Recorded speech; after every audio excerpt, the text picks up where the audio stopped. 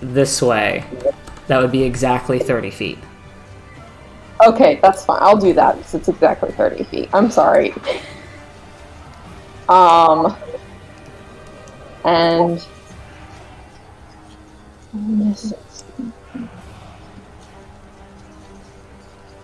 I will attempt Sacred Flame again on the one that's right by Gore's head, up above his head. As well, does a 10 hit? No, actually. Okay. No. So, then you cast Sacred Flame onto the one above Gore, yes? Yeah, right above his head. That is a 21. No. Okay. 21? 21. As the bit of flame just kind of soars past it again as it kind of bobs in the air. That will then bring us to all their turns. So this one will move up this way and make an attack against Dodie, which is a natural 20. Yeah, that hits.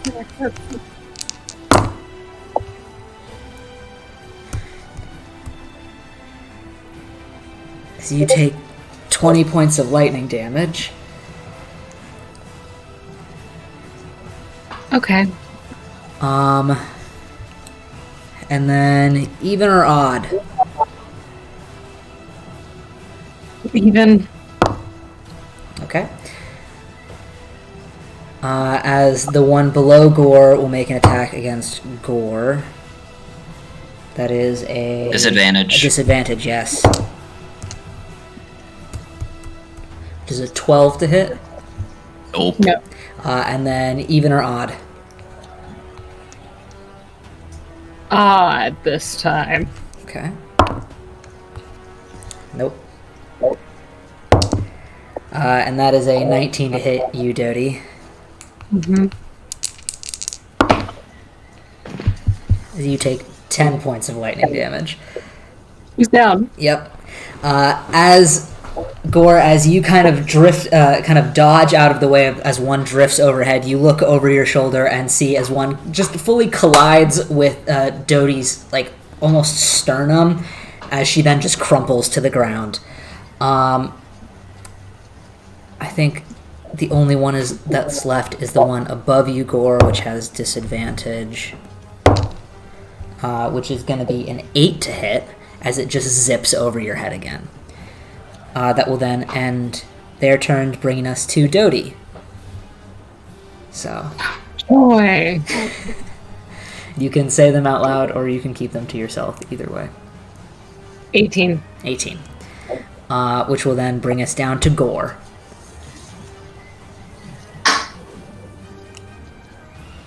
Oh boy. No more disadvantage. Unless... Oh, wait, I'm a genius. Okay. He's gonna use his bonus action to offhand punch. Okay. God damn it. Oh, Zooey Mama. That is a 24. To which one? And it's gonna be the one in front of him again. The same one he's been fucking duking it out with. Okay. That definitely hits. It's gonna be halved. Ooh. Oh, that was max damage. Plus 4. That is 12, 6 damage. 6 damage. That is... And then he's gonna use... That is just enough on the first one. Oh as my you feel God. your offhand punch, your fist collide with its buzzing exterior again, and as you feel your fist kind of dip a little bit further into the center than it ever has before, as you feel it bend around your fist, just completely pop and dissipate. So that was this one, yes? Yeah. Yep. So that's that one. And then he's gonna take the dodge action. Okay. Oh. All right, which will then bring us, unless you're moving at all, No. back up to Wow. Arathar. Oh, wait. Hold on. He is gonna move Okay. here. Yes. And then he's gonna turn to Arathar. Get her up! I can't hurt these things! Which will bring us back to Arathar. He's also kind of gonna egg all of them on. Yeah, come at me. Come on! Come here. Okay. Well, he can't touch Dodie from here, can he? You can move. Nope. If you move Yeah. in between those two orbs, you can reach her. Yes. Or you can go around, but you will be 100 leaving. IQ'd it. You'll be leaving area of attack again if you go around. But they would both. Is there any way while I'm moving and when I get to her, even if the damage takes me out, I can still cast Cure Wounds on her before I pass out, and she would get the HP? I will say, if the one above you misses, but the one below you hits, I will allow you to cast the spell as you pass out. But if the one above you hits, you cannot do so. Or you can step directly between them. And that's, if I step directly between them, I can do it regardless. Yes, but you will be directly Okay, between yeah. That's, Not to metagame with the ruler, but...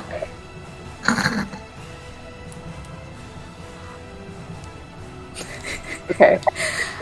I love how Concrete is just watching. Hello. I feel like You're about to watch us die. Hold on.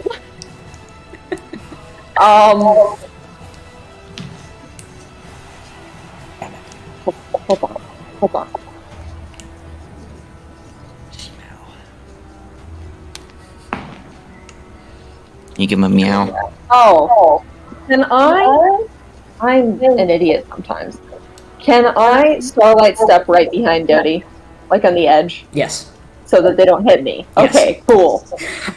I've been thinking about doing that, but I've only been thinking about doing that in another way. I haven't thought about it in that way. Okay, he'll move right here.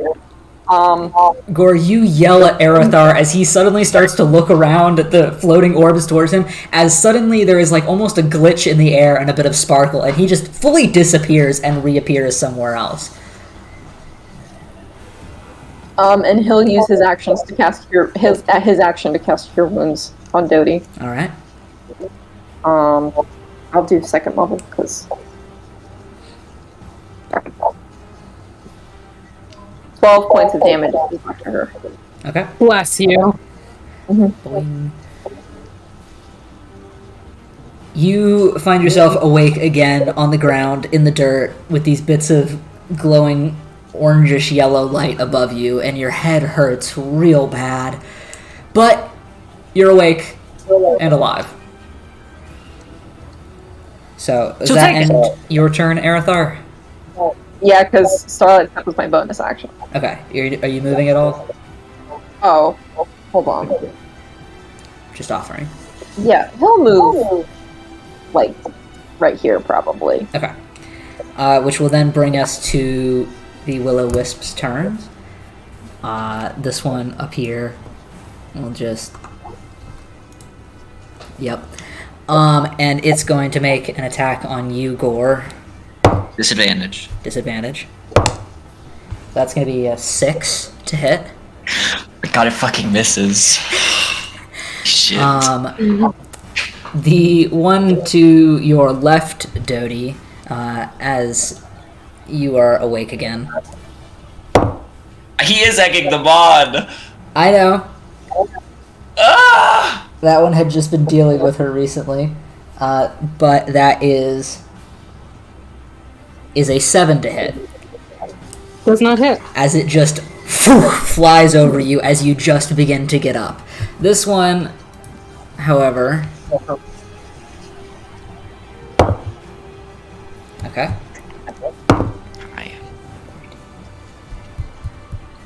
That is an 18 to hit on you, Gore, as it steps up in front of you. Yeah, that hits. This is the end of an era. the end of an era. As you take 14 points of lightning damage. You know, I would say he might be downed. Just a little bit. In Dodie, terms of being down, yes. as you wake up and watch this will-o-wisp just fly just nearly directly in front of your face, as you sit up a little bit further, you feel more so than see Gore's large body just crumple to the ground, thudding against the forest floor next to you, kind of more so radiating little bits of energy across the ground than fully seeing it happen, which will then bring us back to Arathar. Yes? How far are we? Oh, Wait. Oh no, that was the my will-o-wisp turn. That's Dodie's turn. Dodie's turn. I for some reason had in my head it was Gore's turn. It is not. That brings us to Dodie then. Yes. Excellent. Just out of curiosity, between the ones on my left and on my right, which one looks worse?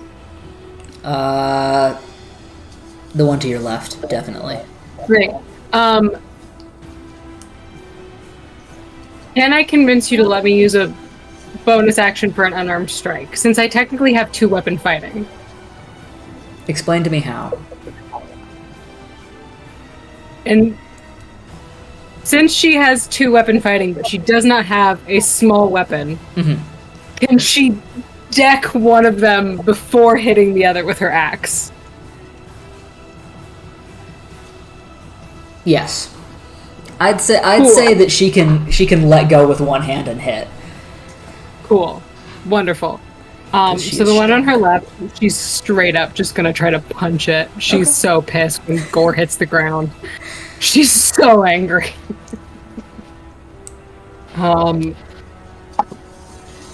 Which is a 22 to hit. Hits. But it is only 4, but I assume halved points of damage. Yes. As your fist hits it, you can feel it kind of bounce off a little bit, but it still kind of wavers in the air as it kind of bobs up and down. It looks real bad. Real bad. Excellent.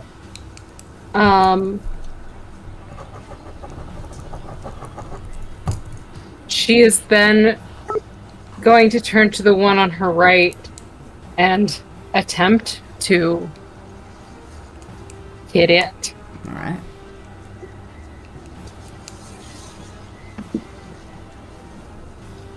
Which is a 23 to hit. Hits.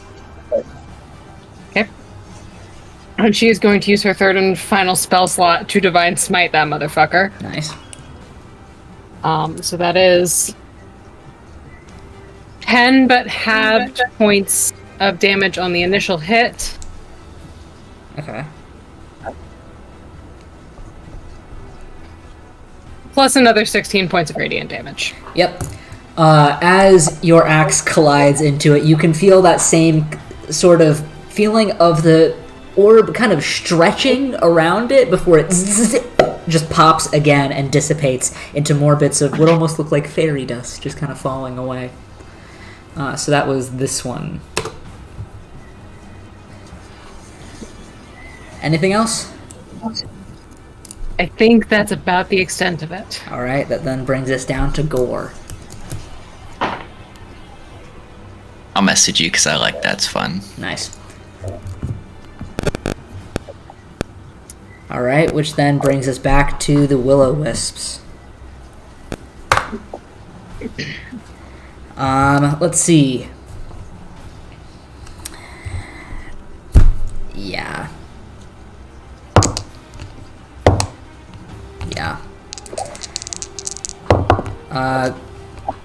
Gore, the one above you, because it is where it is, takes away one of your death saves. As it just kind of drifts down and bounces off of top of you again, finally being able to get a hit in because the entire time it was trying to fight you, it could not. That brings us then to the one in front of Dodie, which is a 9 to hit as it zips past you again. That will end their turn, which brings us back again to Dodie. What about Arathar? Arathar. Oh, my phone was on top of your name. I apologize. Damn. It's the second one, but he'll do Starlight Step again. Okay. And do it right in front of Gore, if it's possible, putting himself kind of in front of Gore the best he can, in front of the two, to the best of his ability. Yes. And he'll cast Cure Wounds. All right. Hold on. Yeah, okay. I still have 8. You get 18 points back, Gore. Nice. Thank you. Because he had 2 failures. And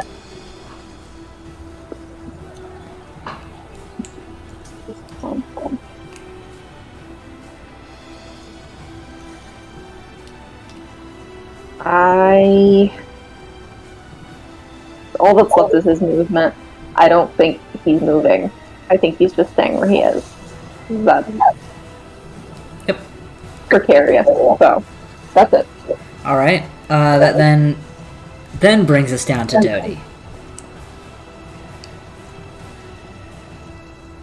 Did we We skip got out of Arathar? order. Yeah. Right. Okay. Okay. She is going to... Honest to God.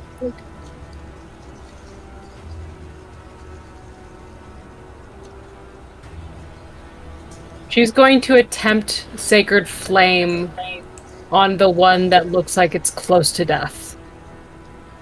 Okay. Which is a dex save.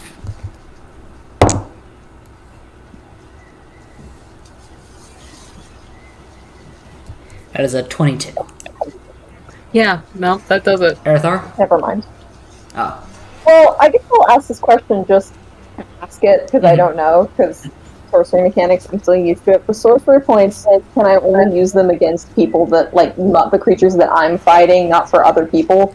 You can use them Can I on use your them? party members if they're beneficial, unless you're trying to attack your party members, in which case I guess that would also work. No, to help them, for right now. I would say he would use that for that one. There's one where you can take away the points off of a saving throw, but that's a 22, so Yeah. probably I assume it wouldn't help. So No, and make an attack on the other one. Oh God. Are you stepping around Gore? Oh yeah.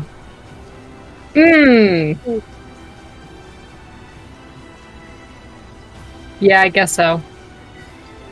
Alright. Yeah.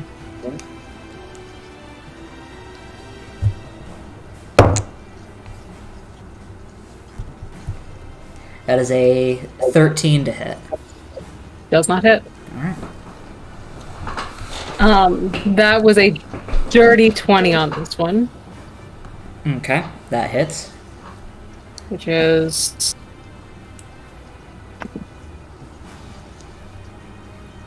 13 halved points of bludgeoning damage. We'll go Slashing? 6.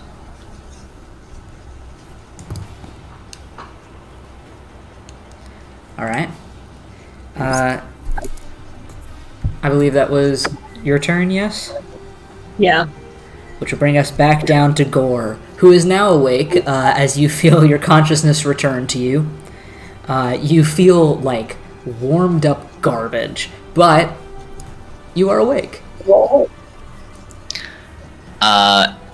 He immediately punches the ground as hard as he can, and is going to use half his movement to get up. And you both will know that he is actively crying. But he's gonna punch this little guy in front of him. All right. That's gonna be a 23. 23 hits. That is max damage again. That's gonna be 6 points of damage. All right. Is that already halved? Yes. All right. As your fist collides with it again, as you get up, you can feel the sting of your eyes as the water begins to well up in them.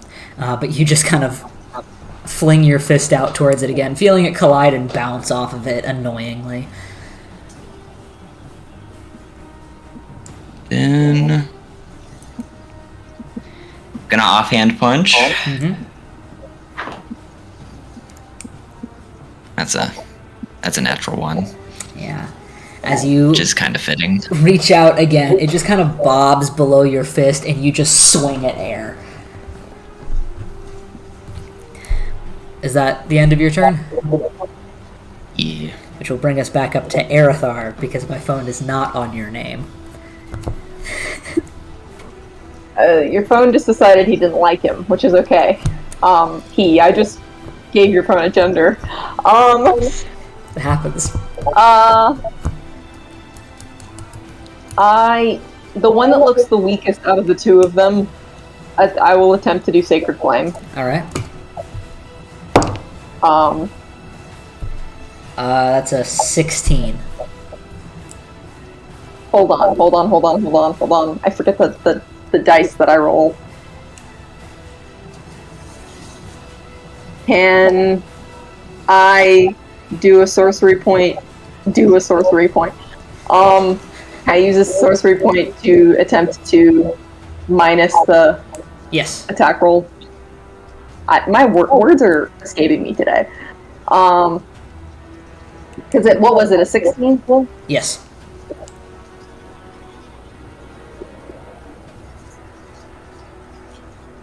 That takes away 6, so it's a 10. So Nice. it succeeds.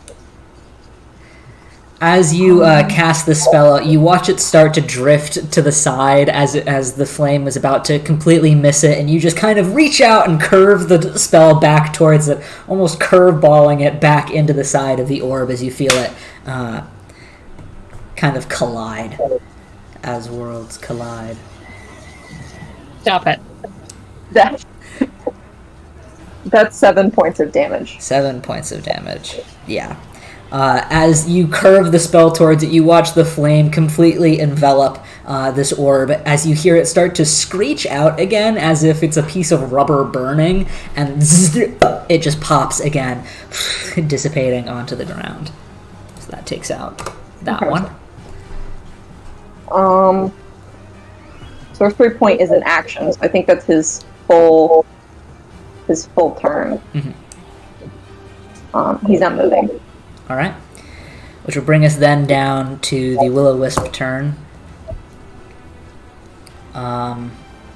It doesn't like you very much, Dodie. The feeling is mutual. And that is a 14 to hit. As it just passes right over you.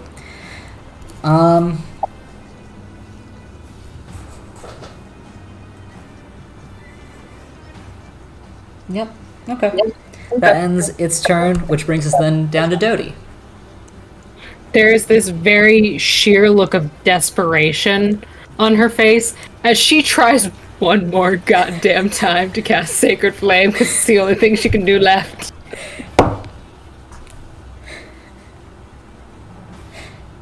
It's a 15. Yeah, no, that saves. As you just... Can I? Sorry. Please. Can I use?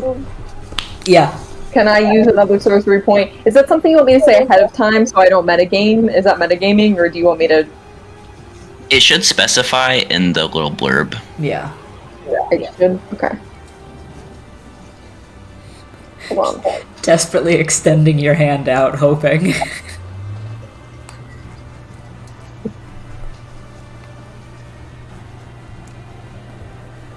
No, I can't use this particular feature again until I do a long rest. So, Okay. sorry. As it just kind of fizzles out in front of it, as it just kind of moves back out of the way, you're left there just kind of watching it dissipate onto the ground. She lets out this very guttural, "Let's fucking damn it," and swings at it. Yep.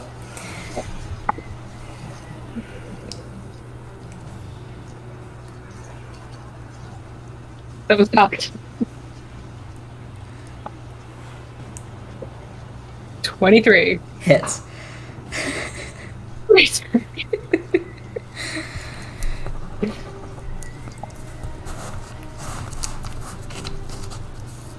12 halved. All right.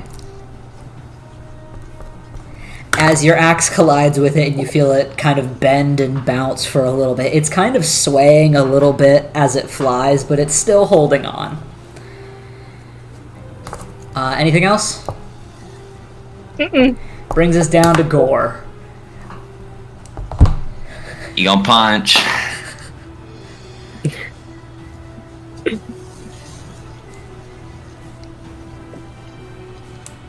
Mm, 19. 19 just hits. I'm gonna go ahead and roll offhand. That's another 19. Okay. First one. 9. And do you round up or round down? That's a good question. We're gonna say round down because it's already looking pretty bad. Okay, it's gonna be 4 points. Okay. And then rounding down again, that's gonna be another 4 points. I rolled the same thing on both rolls. That's crazy. Both 4? On both to hits, and then both the damage dice for the same. And you said they were both 4, yes? Yeah, so 8 total. Yeah, as you just kind of feeling Dodie's frustration and still just kind of in your head about everything, you just wail out 2 times, almost crushing it between your fists. So how do you want to do this? I think he's gonna punch once, and whenever it's going to connect, he goes, "I'm so sick and fucking tired," and he's gonna pound it, and then reach in and grab its center and crush it to the ground, like kind of ground pounding it, of not being strong enough! As you grab it in your hand, you can feel it buzzing and little bits of lightning sprouting off of it, kind of reaching up through your fingertips as you crush it towards the ground. It feels almost soft and pliable in your hand, despite how much it is almost burning against your skin. As you crush it into the ground, feeling it compress and compress and compress, almost starting to screech out again as you push a little bit further, feeling it actually underneath your hand pop.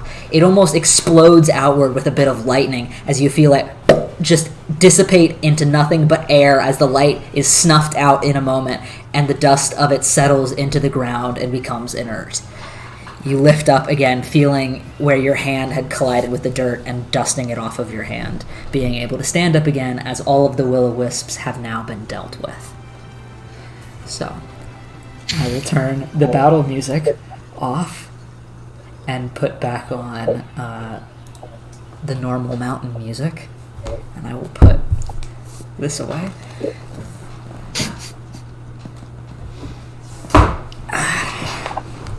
As the three of you are left standing, take this guy out of here, in this slightly forested area,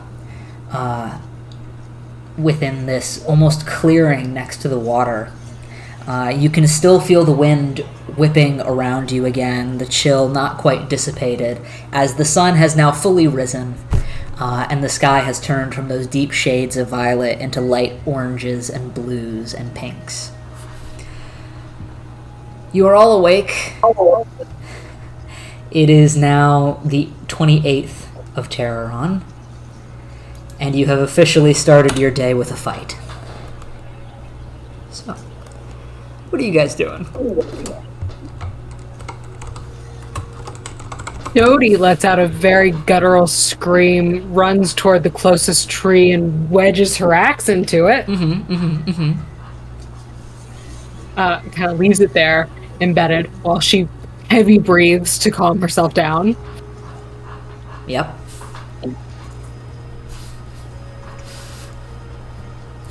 Aerithar stands there for a moment as that happens, and then just turns towards his stuff and very quickly and with obviously frustratingly shoves his shit in his bag and rolls things up and starts making his way over to where the boat dock is and starts to try to untie. Are you guys getting on the boat, or are you... I think we have the trail now, right? Yeah, We have the trail? Oh yeah, then he'll just start walking up the trail. Okay. You grab your shit, looking around, feeling the wind whip against you, and looking up into the trees, thinking about the reprieve from this quite cold air that maybe the trees will provide, and just start walking. Gorsuch kind of sits over there over the corpse, just heavy breathing. Dust. Yeah, just for a moment, and then he walks back over to his bag and slings it over his shoulder and starts walking down the path. Notably, still tears in his eyes. Yeah, as also as Aerithar walks with his stuff out, he is not crying, he's probably breathing as if he is trying not to cry. So when they're both out of earshot, she takes her axe out of the tree. She turns and she looks up at the looming storm clouds. Mm-hmm. I'm trying to help you, you spoiled fucking brat. Give me 5 seconds of peace. She slings the axe back over her shoulder and starts walking. All right. You all begin to start traveling up the trail now. The morning is still quite cold, but it seems to be settling out slightly as the wind still continues, but is slightly less biting as the sun rises. The trail seems to be quite a upward trek from here, and as you're hoping desperately that you're going in the correct direction, would somebody like to make a check? Probably a survival check, I would guess, to kind of keep track of the trail and the best ways to go. I will do it. can I make a perception check as we walk? Yes. Good 24 on the survival check. All right. Also, Blue, I have a mechanics question for you. Ooh, would you like to text it to me? Or Or would you like to wait until break? Because we're close to break. Okay. It's just short rest. Okay. We can talk about it during the break, though. Okay. Perception check? 17. 17. All right. Oh, will-o-wisps. The three of you begin to make your way up the trail. Wait until I'm level On 6. the trail again. Following up behind Aerithar as the three of you kind of continue, now forming a little bit of a group. The traveling up the trail is more of a trek than the day before was. The winding path here is, of course, steep, to say the least, and it trails through the lush evergreens greens and looming moss-covered boulders that seem to continue upward forever. There are times as you're traveling that looking up the mountain towards where you're attempting to go becomes difficult, as the trail seems to loop and wind between pieces of the land. You can still see, the further up you get, the water below you. And as the storm clouds seem to settle in, you begin to hear thunder in the distance as well. It's not directly above you. It's not suddenly here, but it's definitely approaching. And you're not quite liking the sound of that. But you continue. Getting your breath back and continuing upward, the trail seems to go on forever. And you're not entirely sure how long travel this will be, but you no longer see any of these bits of light. You're not sure if they dissipate with the morning or if they just aren't this far up. You're not entirely sure, but as of right now, there's none to deal with. So I think we will take a break here and then jump back in with more of the travel-y bits. Yes? Awesome. So we will be right back.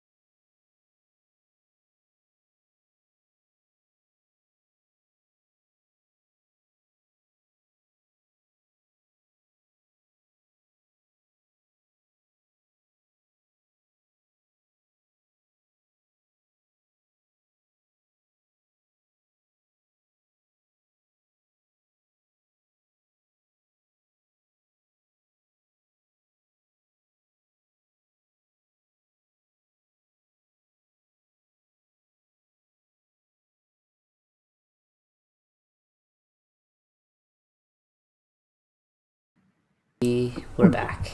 And I will start the music.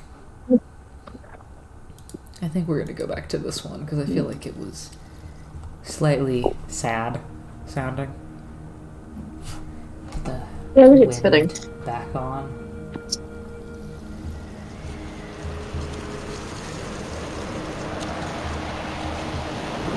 Kind of loud wind.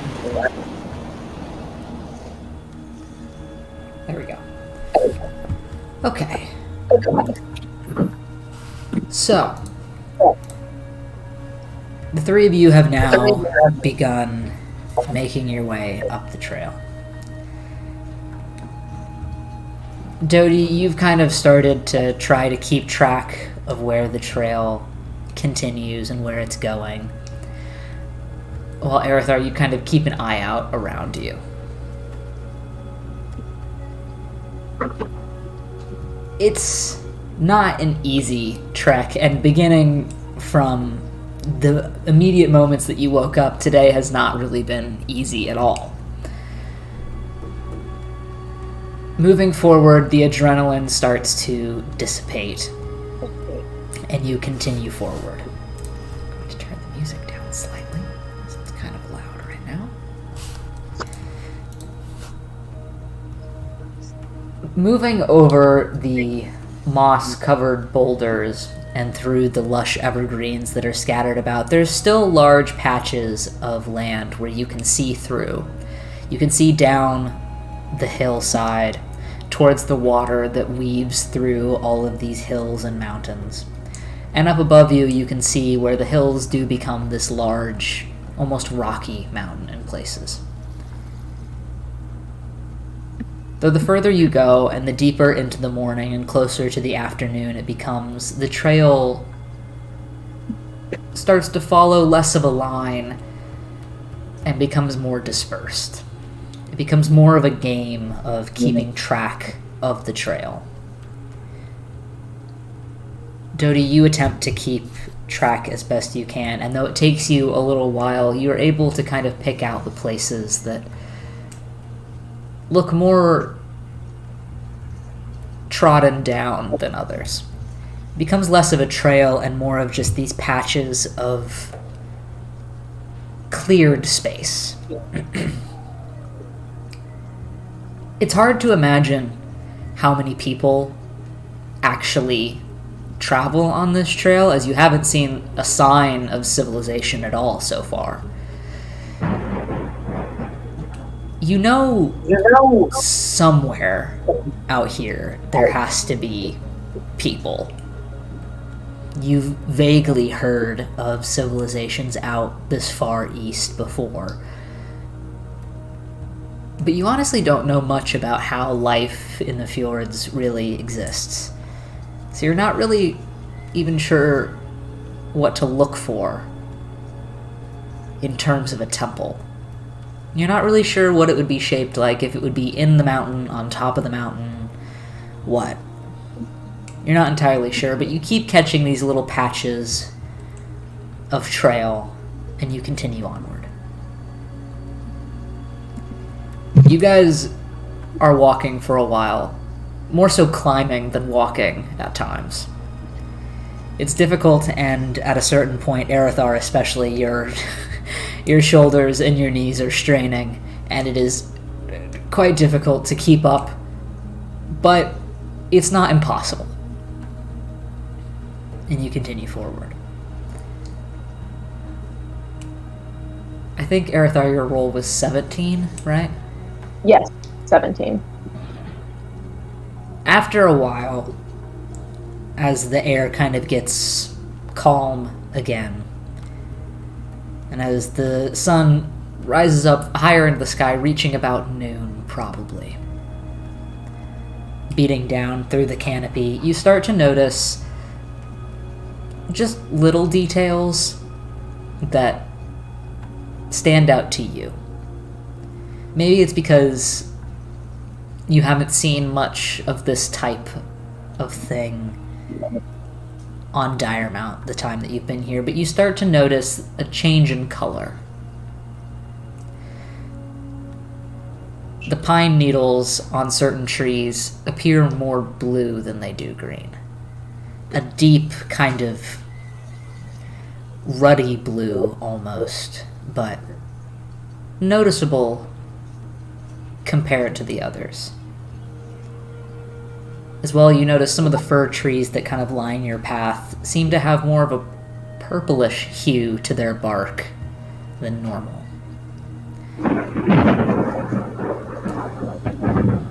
It's a little odd.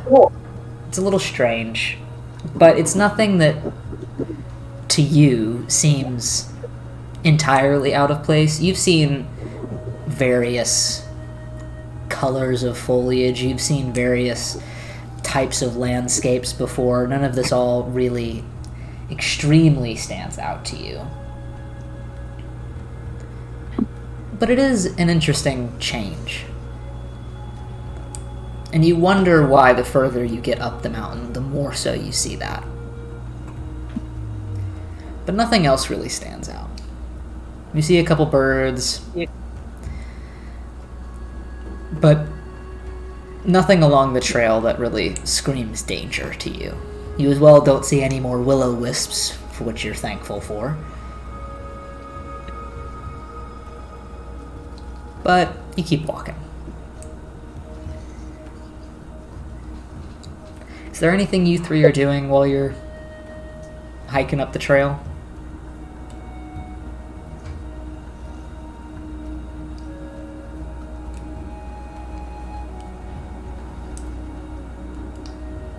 Just silence. Just this tense silence.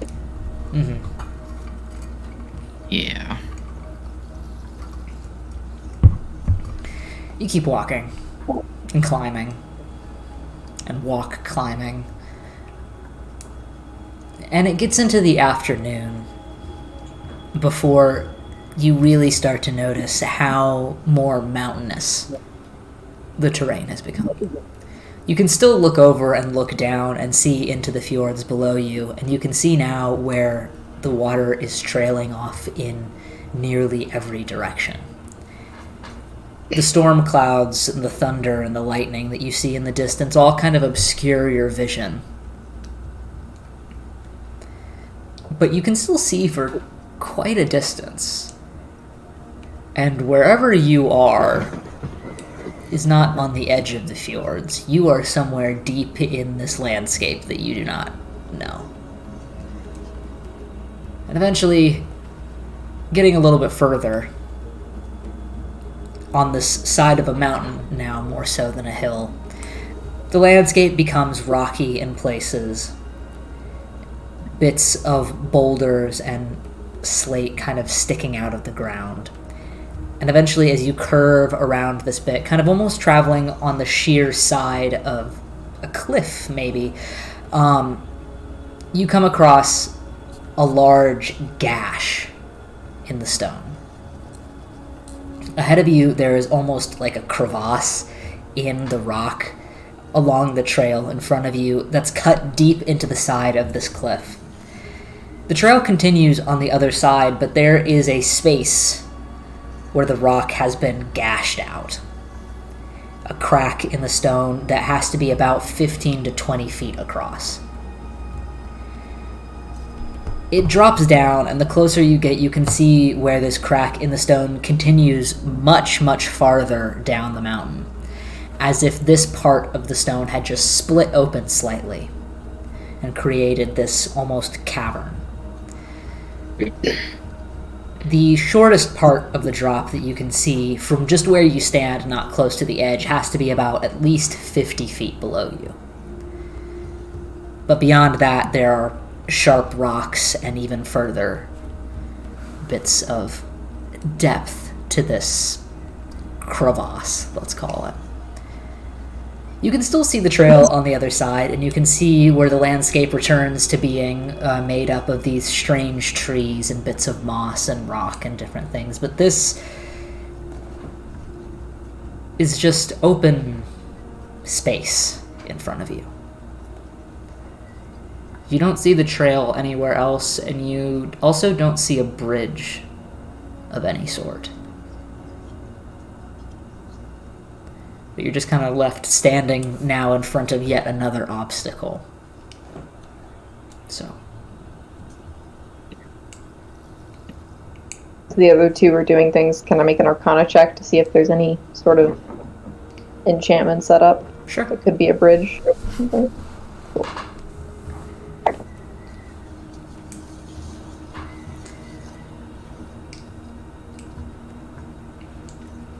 Arathar kind of immediately, without saying anything to either one of you, just kind of walks up to the edge and just starts staring at shit.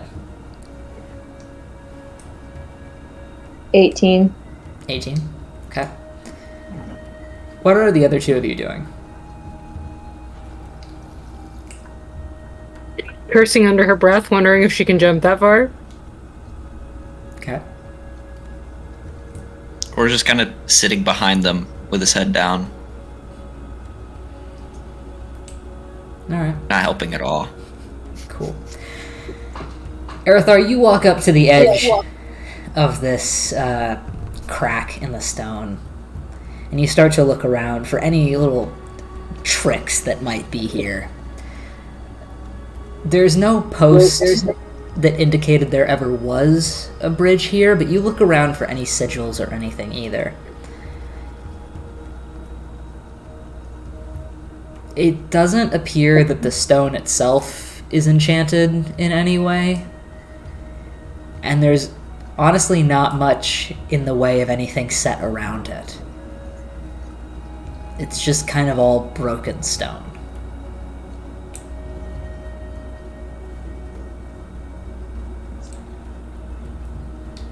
He finishes looking at it, and the signature head in his hand. He's rubbing his forehead, probably alluding to the fact that he hasn't found anything. Follow-up question. Mm-hmm. Is there like, and I think I'm starting. My brain was like slowly visualizing what you were saying. Is there a part in the crevice or in the chasm, I guess, that there could be like a way down instead of a way across? Maybe if he could find maybe a way like into the rock to maybe continue on and then come back up at a later, like a reasonable area. I know you said at the surface level it looks like he'd fall 50 feet, but just anything that maybe he's missing. So it's kind of like a slant. You guys are kind of traveling along this slanted part of rock. And where you're traveling here, there's suddenly a cut that goes directly up the stone. So there's like rock here that's been cut into, but you could technically, I guess, you could climb like up the side of the rock wall and try to climb over it. To climb down, you'd have to climb all 50 feet down and then over this like jagged broken rocks on the bottom and then climb all 50 feet back up. But yeah, you would also have to try not to fall as you do so, as it is just a sheer drop.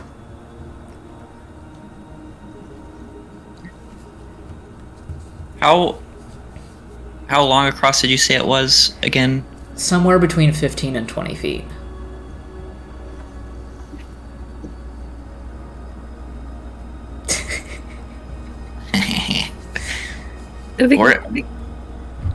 Oh my god. We're just gonna jump across. He's gonna take a running jump and jump across without saying anything. If you can make, I think it's an athletics check. Yeah, an athletics check for me. He is extremely good at these. Yeah, that's athletics. That's a 24. Yeah. With your base jumping,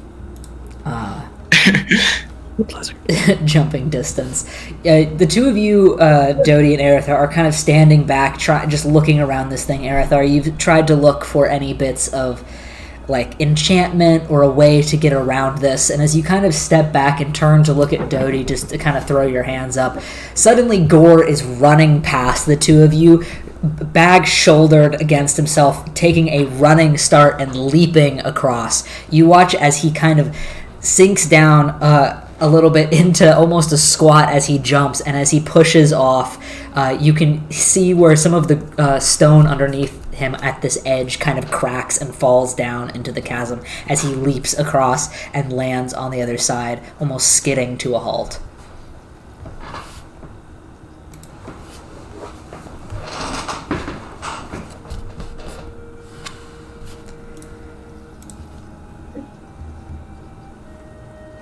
Aerithar like opens and closes his mouth a couple of times, like he probably wants to say something really mean, but doesn't.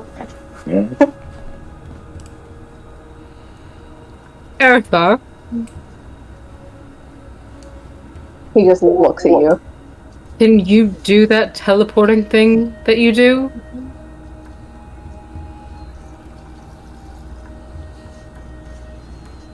Only twice a day. You've used it? Yes. Okay.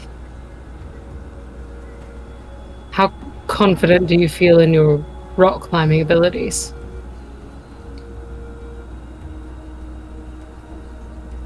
Better than jumping across a gap that's 20 feet.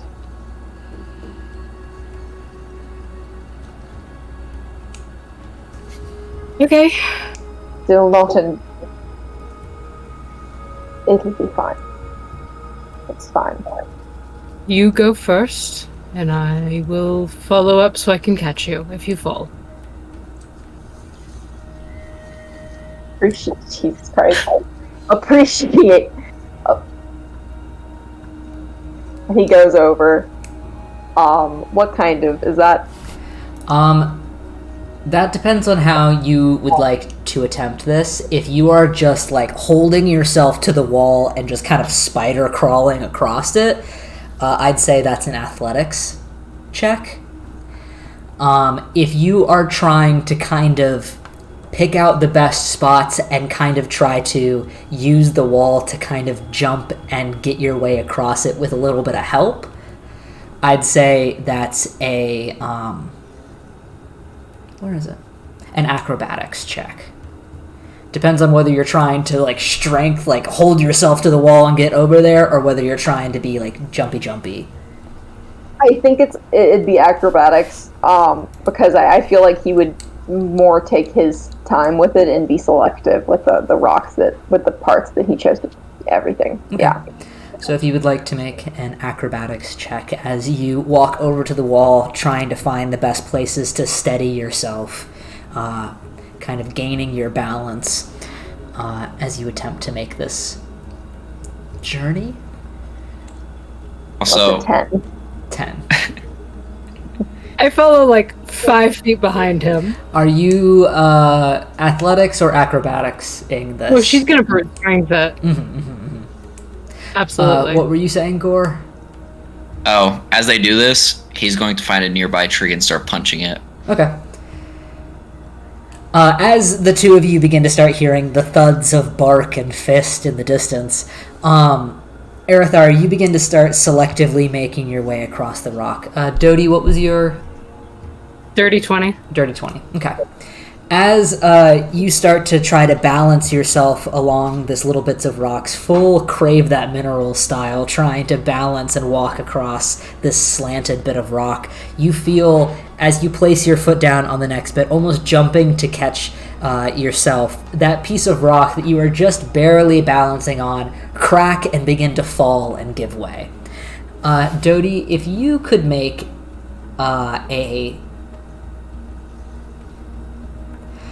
I would like a strength saving throw from Dodie and a dex saving throw from Aerithar.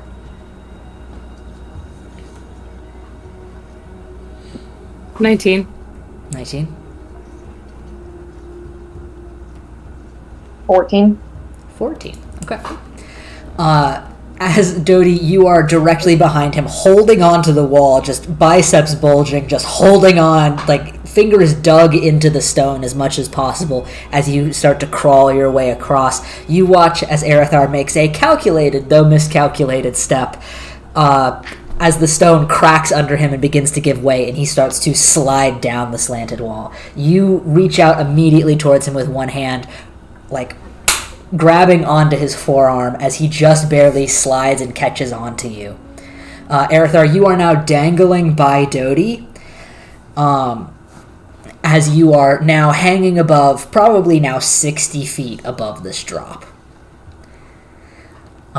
You have also reached about halfway across this crevasse.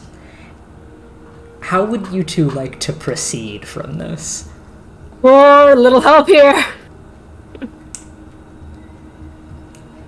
I think he is, as she does that, very heavily breathing and trying not to look directly down the 50 feet, but also looking for literally any other place he can put his feet. Other than the one, even if it looks like it's maybe worse than that option, just any place to put his feet. Make an investigation check. Okay. Or are you doing anything? And punching that tree. Yeah, okay. And it's harder than normal, so.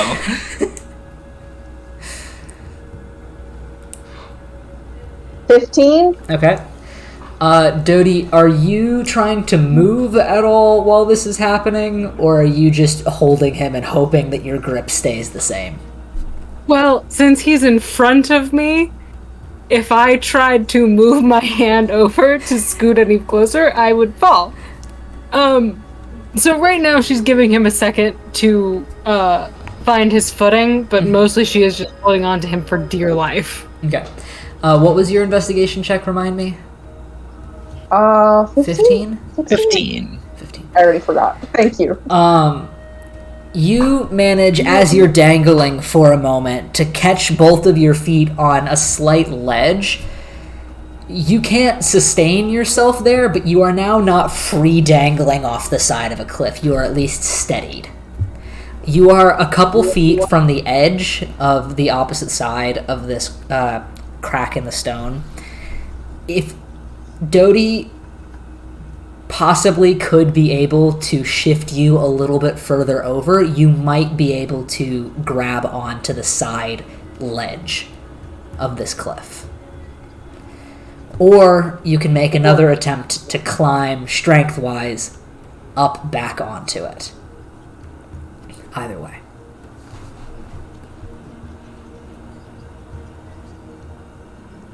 Up to you, bud. Yeah. So Dodie would have to move. So Dodie would have to try to lean and shift both of you while holding on, or you can make a strength check.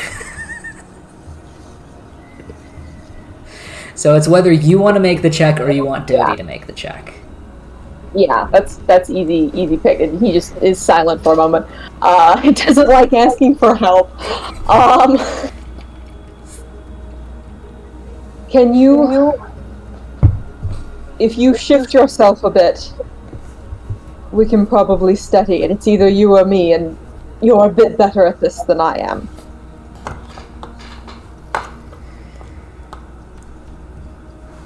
Grab on to the other side. I'll get you as close as I can, and if you fall, I'll kill you. He nods and he'll grab onto the other side. Finds her footing to lean over to get him as close as she can. Okay. If you can make an athletics check for me.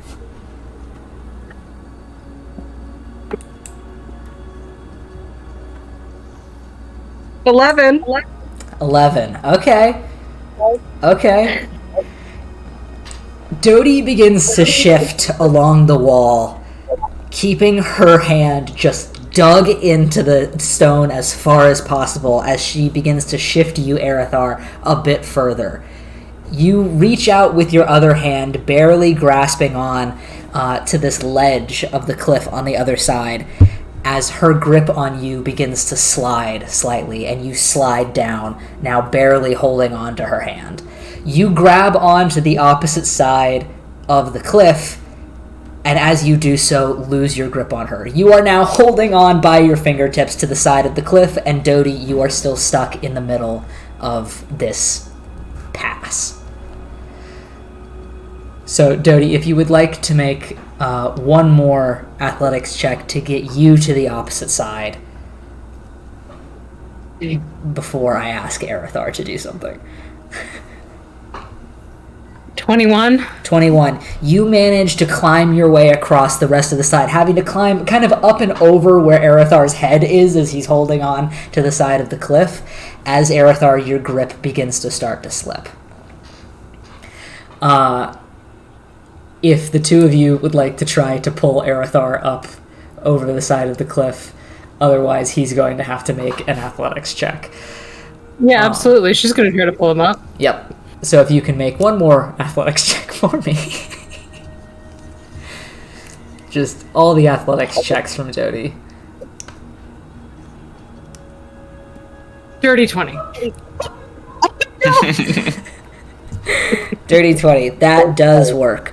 You manage to grab onto Arethar's wrists just as the stone underneath him starts to crumble and give way, and he starts to free fall. As you grab onto him and start to pull and yank him over the side of the cliff, Arethar, stone fully scrapes down the entirety of your chest as you're pulled over the ledge, and it hurts like a bitch. But you don't fall to your death. You are now laying face down on the dusty stone as Dodie, you are hands on your knees, just kind of heaving a little bit. Oh my god. Kevin, get out of there or I'll kill you. Damn. In a video game. In a video game. Hey, are there rocks lying around? Yeah. Yeah, cool.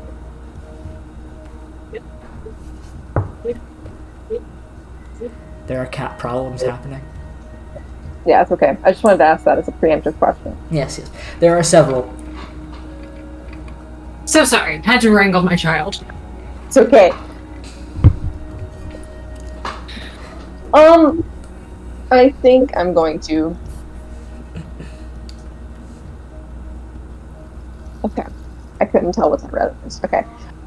He's gonna lay there for a minute, heavy breathing, and Dodie, you watch as he brings himself... Is Gore still punching trees? Yes, and you also notice that his knuckles are unwrapped, and they're probably bleeding profusely by this point. Yeah. He grabs a rock and hurls his arm back and throws it like he's going to throw it at Gore, but it just lands like in the spot in front of him. And he doesn't actually throw it at Gore, but it's like he wants to. In his direction. He still in his direction. And he keeps walking. Or you hear at, the rock and see the rock skid to a halt next to you as it collided with the ground. Kind of turns his head, just looks at the rock, looks at Arethar, and then kind of looks around. Because I think Dodie's still down there, right? Dodie is standing off to the side, kind of heavy breathing, catching her breath. Yeah, absolutely. I think at this point, then he'll stop punching the tree, rewrap just his knuckles, not even his forearms, and then grab his bag and start walking without saying a word. All right.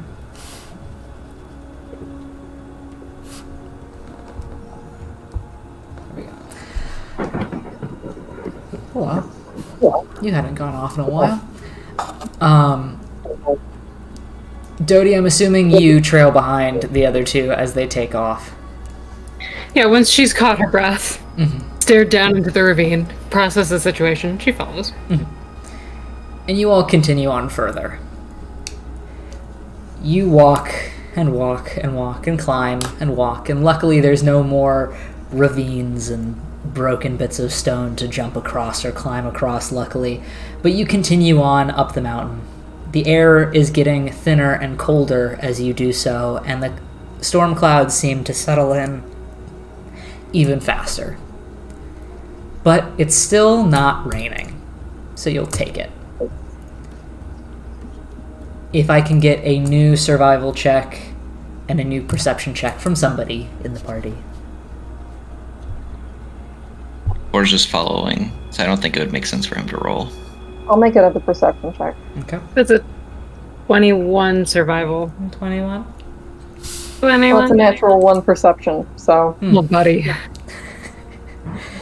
you almost fell, Weird. so... Yeah. That's fair. Yeah, he's kind of shaken up. You all walk further. Dodie, you begin to start keeping track of the trail again and how sparse it has gotten in places. As well as you continue, you start to notice other sections which seem much more worn down than before.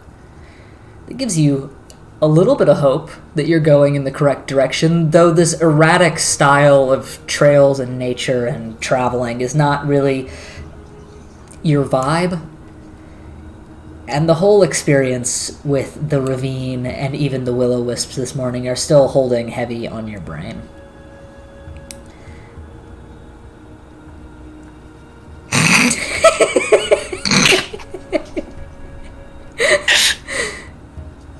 Yep. Please go on. You have 2 problem children. No, I have 1 problem child right now. And it's not the little one. Normally it's both of them, in some various way. But you continue on further. The colors of the forest still seem to shift in places, but none of you are really paying attention to that. Not really taking the time to kind of catalog the differences in your brain, as the 3 of you are just trying to keep moving and keep getting forward. At a certain point,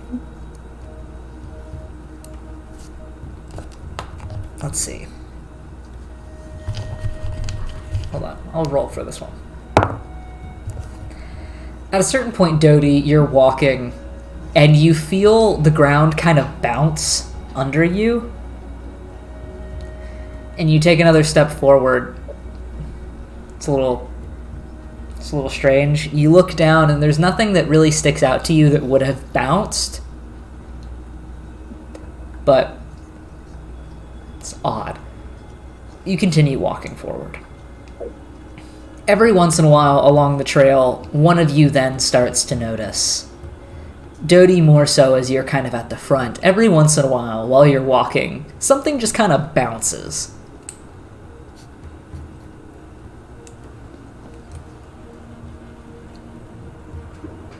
There are difficulties. Those cats, man. Havoc. Wreaking havoc.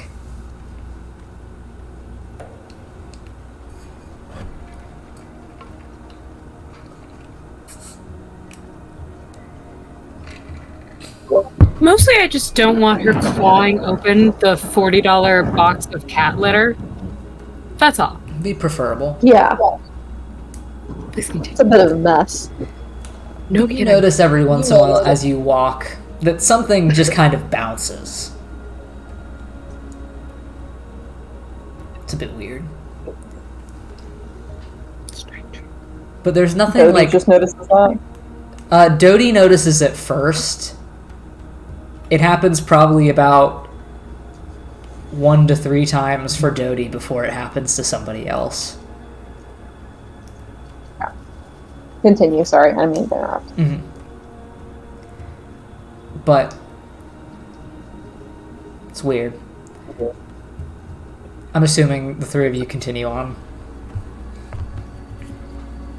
Mm-hmm. Yeah. If I can get a wisdom saving throw from everybody, just as we continue forward. Ooh. Thank God. Do I have anything on saving throws? Not 20 plus 5. That Okay. would be a no. 18. 19. 19. Alright. You all continue. Now, every once in a while, noticing the little bounce that happens on the trail. The wind, of course, continues and gets colder the further you get up the mountain. And it gets later into the afternoon, and eventually into the evening, and you're still traveling. It's definitely getting cold. And it's harder to see ahead of you as the kind of bright light that kind of manage to cut through most of the storm clouds begins to dissipate. The shadows around here seem not darker, but just stronger.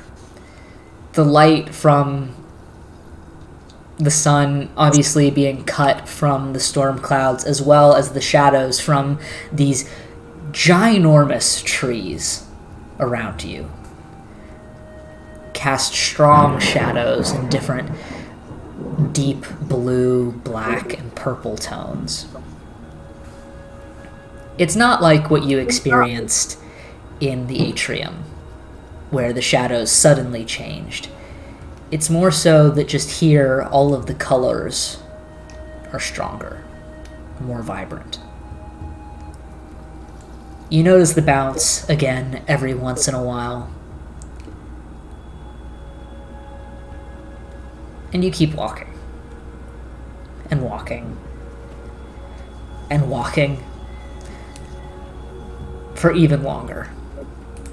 To the point where you're starting to think, like, we've got to have gotten up at least most of this mountain by now. You're so far into the air that when you do get a bit of space to peer out, you can look down the side of this mountain that you're on and just see the sheer drop down to the channels of water below you. It's kind of perspective warping how high up you've gotten in what feels like such a short amount of time. But eventually, winding up even higher, bound to reach the apex of this mountain at any moment, you can see where the branches of the scattered remaining trees that are up this high start to give way to more open air. Again, more like a clearing, more just open space on the side of this grassy, rocky, broken up mountain. The air is definitely cold up here, and for a moment you start to feel the wind whip of frost, and you're starting to wonder if what would normally be rain by such looming storm clouds will instead be snow. As you do so, curving around again, kind of getting to the point where you're traveling more so up and over this part of the mountain than around. The rocky patches become interspersed between moss and grass. It's strange how green things still are here despite the season. But stepping out further as the trail all but disappears in front of you, you look around. Despite the fog and the storm clouds this high up, you can still see down to nearly everything around you like before. The rolling land that continues out in all directions. The view is, again, vast. You've never seen this many mountains, though small and more hill-like, extend in every direction. You continue a bit further, sun now setting and nearly completely disappearing into night, and you start to wonder if you're going to have to stop out here in the middle of nowhere. And then ahead of you, you see structure, a building, you're assuming, though it's in the distance and a little bit harder to see. As well, you can see, after a moment, what is definitely a window, and what is definitely a window lit up by firelight. So you've at least found something.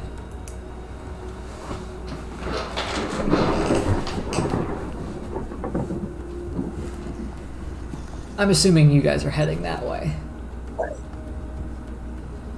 And I'm assuming completely silently.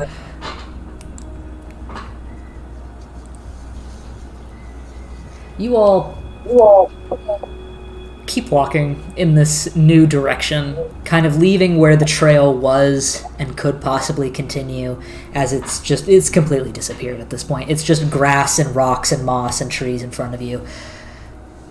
But you can see the outline of a building and the outline of a window. And eventually, as you're walking towards it, the trees completely pulling away into just an open clearing, you see a wide and sturdy building made of warm brown logs stacked in the visage of what is almost a really large cabin.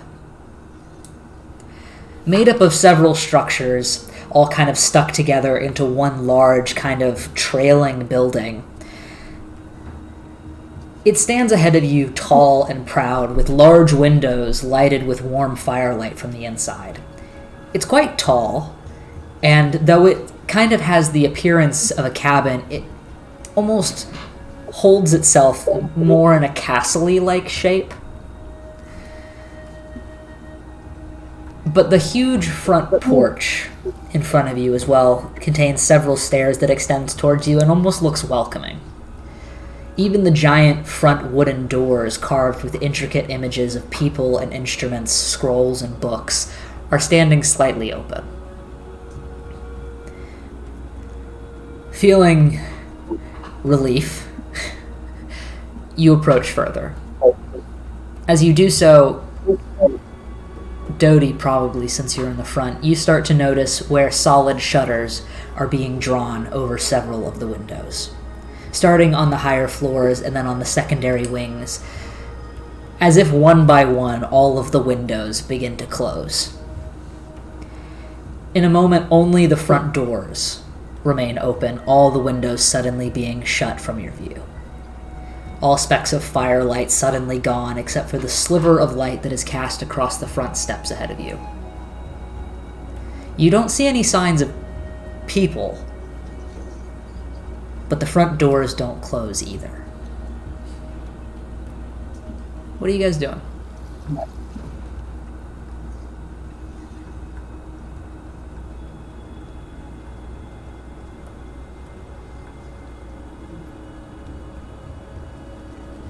Surely, What'd you say? surely nothing bad will happen if we walk into this large and inviting building. Approach with caution. I would rather take our chances with this than sleep out here in the cold at this point. He's going to start walking up towards the doorway. Can I make a stealth check? Yeah. Well, no, they already. You know what? Never mind. Whoever they already put out the lights and whatever. I won't make a stealth check. There's no point. Okay. Dodie, did you have something that you were doing? She's gonna walk up, but as Arathar is leaving, she goes, as long as we're all in agreement, and keeps walking up the steps and through the front doors. You continue up the steps. The way this building is built, the wooden steps, the wooden columns made from these carved logs, and even these ginormous front wooden doors that are carved intricately with filigree and different images, all kind of stand out in this landscape. You haven't seen a single building so far, and to see one so intricate and well-crafted is a little bit strange and definitely sets you on edge a little bit, especially with the suddenly closing shutters, but you approach anyway. Stepping inside, I'm going to turn the wind off, you are immediately greeted with warmth. The fire from the inside cutting the chill, and I'm going to change the music, I think. Let's see, what do we want?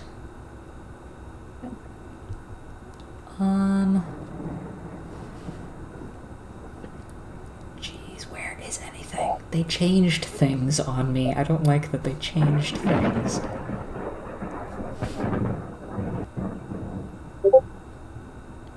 Come back. We'll go with this one.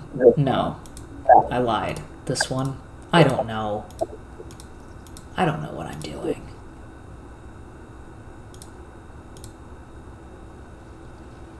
Sure.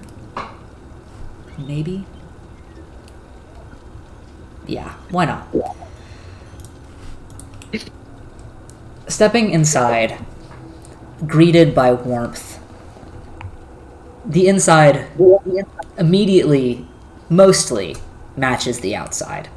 It's made of large wood panels and logs, kind of creating columns ahead of you, yet there are huge tapestries and rugs in here as well, decorated with shades of deep violet and bright lilac. Candles are scattered about, and some even float up ahead of you, above doorways, in groups, or along long, lounging couches and floor pillows. The image is welcoming, though empty. There are no people scattered about on these seats as you step further in, taking in the kind of openness of everything. It's quiet, aside from the crackling of the fire, until you hear the quiet pluck of a lute. A casual little sound, like somebody just kind of messing around with an instrument. It's a pretty big room, too. This is a room meant to hold many people, it looks like. There are bookshelves across different side walls, and you can see the large windows that hang out towards the front have seats in front of them where you can sit and read some of these books, as well as stands for various instruments, though the instruments do not appear to be there.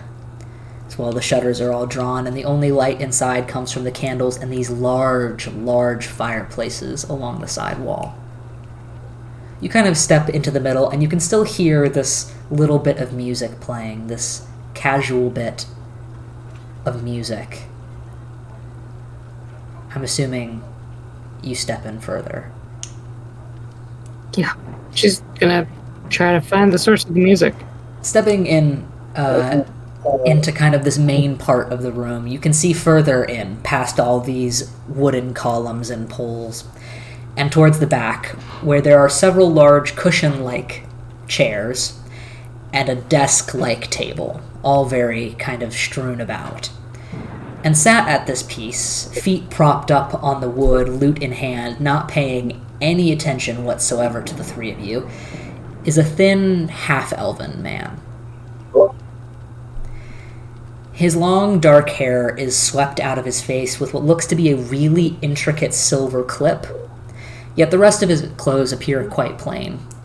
He continues playing softly and just fully not paying attention to any of you. It doesn't seem like he hasn't noticed you, it more seems that he just doesn't care.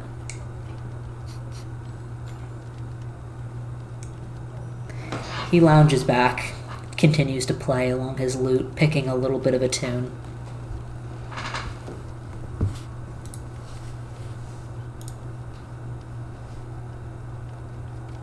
That's beautiful. Thank you. Y'all need something?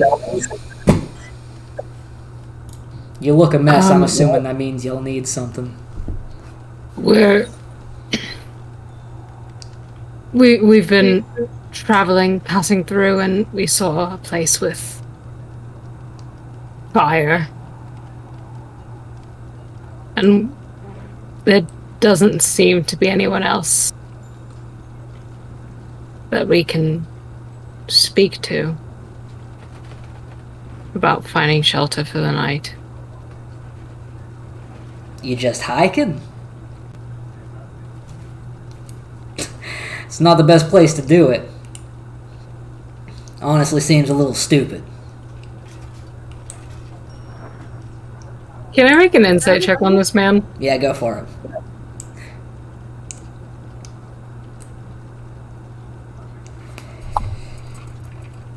That's a 17. What are you trying to learn?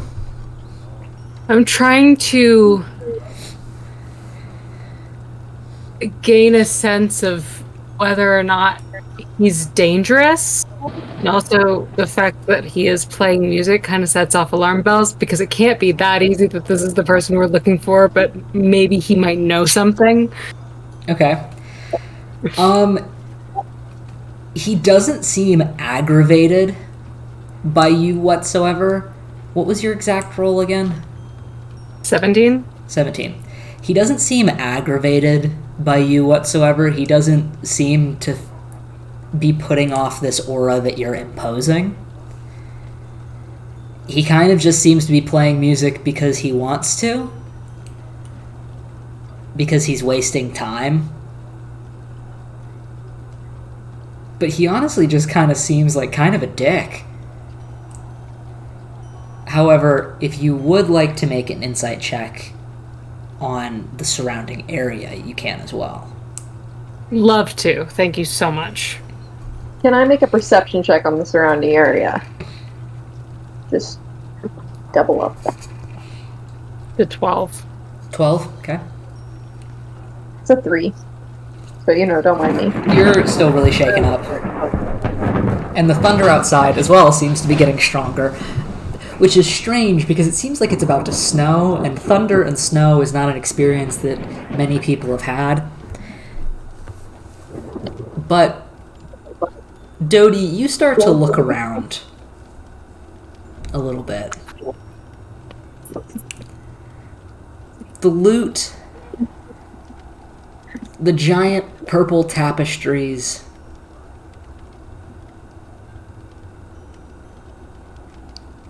the fact that this is the only building you've seen in this entire traveling area, and the first building that you stumble upon is full of gold candles and giant doors with all this fancy shit on them. It doesn't look like a temple whatsoever. But it also doesn't not look like somebody who worships Gier lives here, if that makes sense. Yeah, that makes sense. Oh my god. Ooh. Not hiking by choice. We're looking for someone that we needed to speak to about a relatively urgent matter. And I was wondering if you might be able to point me in his direction. Maybe. You're either real fucking lost, or you might be in the right place. We're looking for Aurora Colomuse. Oh, then you're probably in the right place. What do you mean by probably? Well, I don't get into his business. It's not my trade. And he's not in this room.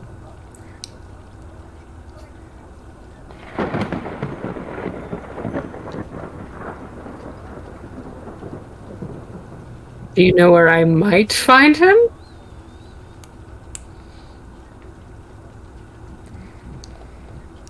I would imagine, given the current circumstances,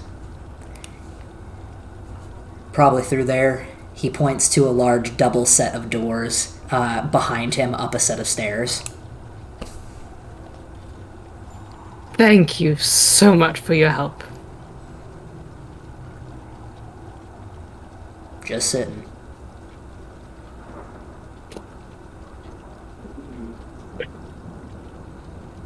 She looks back at her companions before walking over and opening the door. Good luck. He stands up and walks outside. Oh, I don't like that.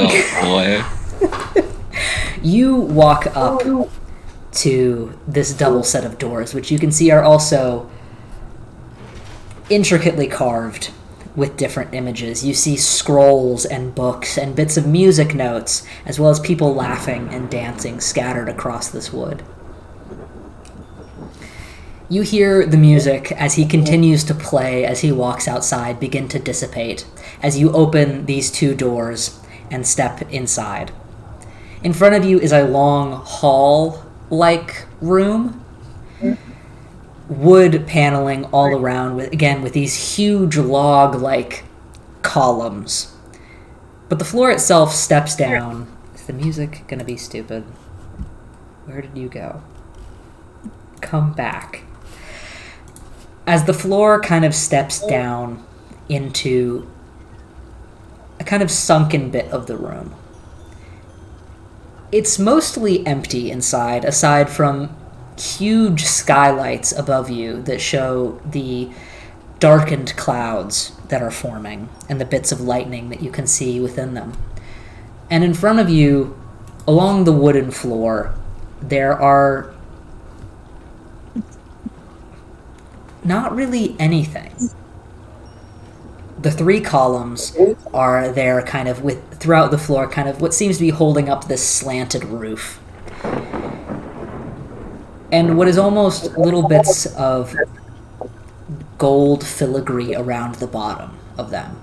To the opposite side, you see another set of double doors, though they appear much plainer and have sets like almost like a window set into it, though the windows themselves have been covered up with what is almost a stone shutter. Other than that, there's really nothing in this room.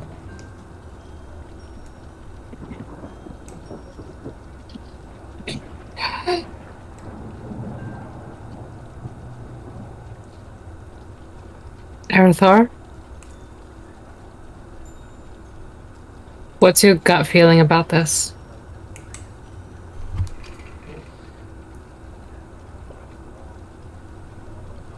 That we're being tricked. Trapped.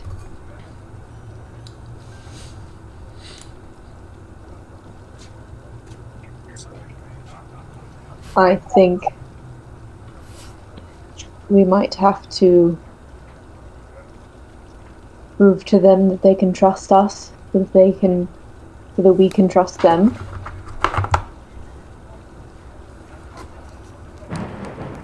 The overall idea in this room, he's going to start looking a little deeper into the room, so I'm reading over. You're walking down into the main part of the room? Yeah, slowly. Mm-hmm. The gold filigree, is that just like fancy little designs, or is there something more to it? Make a perception check, but I will also give you more details the further you get into the room. Okay, cool.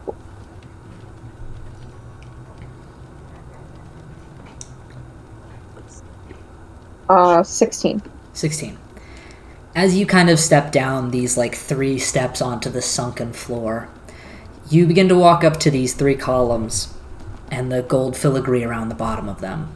As you walk along the side of this long room, you can actually see that the gold filigree is up a bit too on the sides of the columns, though it's not very visible from the doorway that you just walked in. As you step kind of further in front of these columns, kind of moving around them, you see that there are actually,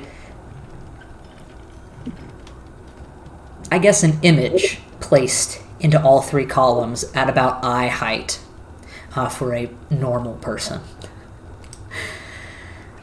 You see there are all 3 images on all 3 columns are of a stone face, almost like a mask that one might use in a theater. On all 3 wooden pillars in the room, there is one almost marble and gold embossed mask-like face.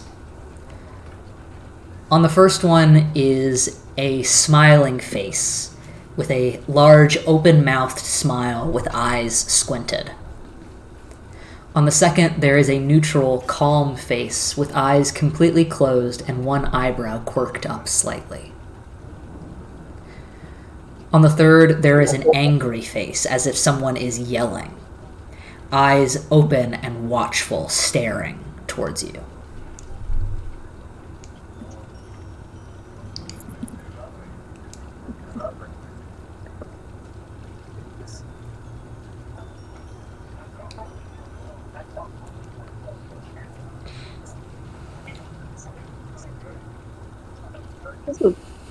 He's gonna stop and take a, I guess, look at them for a moment. This is a really weird question. Is there any way I can make an insight check on these? For what purpose?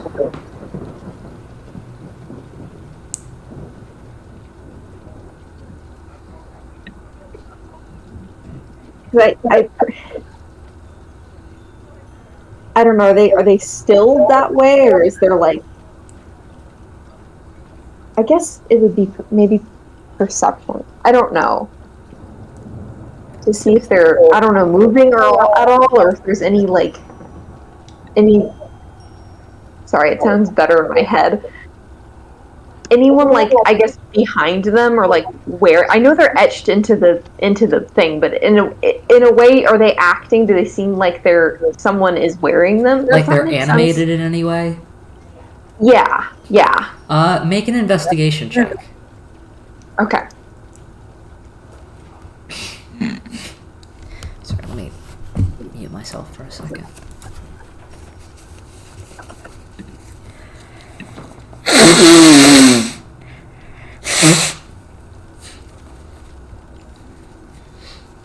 That's an 18.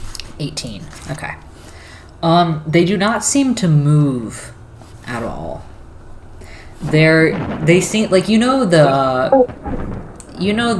crying, laughing mask from that they put on the side of theaters. That's what these look like, made out of stone, kind of almost set slightly into them. They don't appear to move at all, and you can also kind of see around them on the column that they're kind of attached to the column, and there's nothing really behind them either.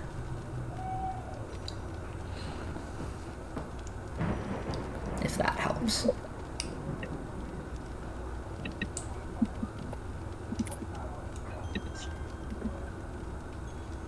And is there still further in the room to go?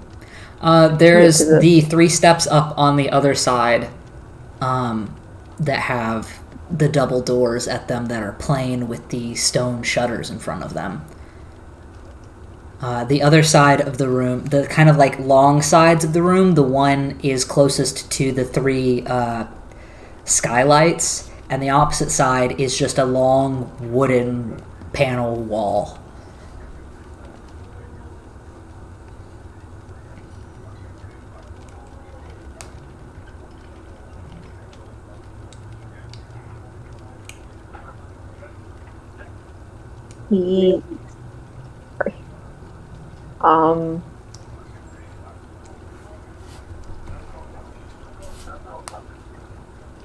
Gonna stand there, and I guess the last thing I can do, I don't even think so, but we're assumedly in a temple, so it's like I feel like doing an Arcana check is kind of. Can I anyway, to see if there's just anything I'm not seeing? I don't. How do you mean? On the fate. No, they're not moving. So I guess. Are you trying to see if they're enchanted in any way? Yeah. You can make an Arcana check. Okay. It's like a 17, 18. They do appear to be magical of some sort, though the essence of the magic is one that is not familiar to you. You're having a hard time discerning what the purpose is, but they definitely seem to be enchanted with quite a good bit of magic. They definitely seem to have a purpose of some sort, that you're not entirely sure what the purpose is. Okay, he's gonna look over at Dodie, kind of to usher her over for the faces. What is Gore doing? He's just sitting there with his arms crossed behind you guys. Cool. Just sitting on the Ideal. steps. Dodie's gonna make her way over.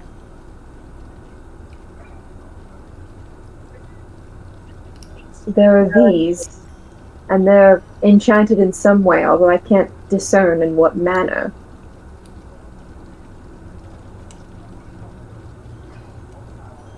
Can I make a religion check to see if I might gather what is either A, their significance or B, their purpose? Sure. Cool.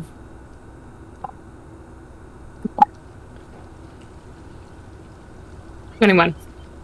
21. You are not... Somebody outside was yelling.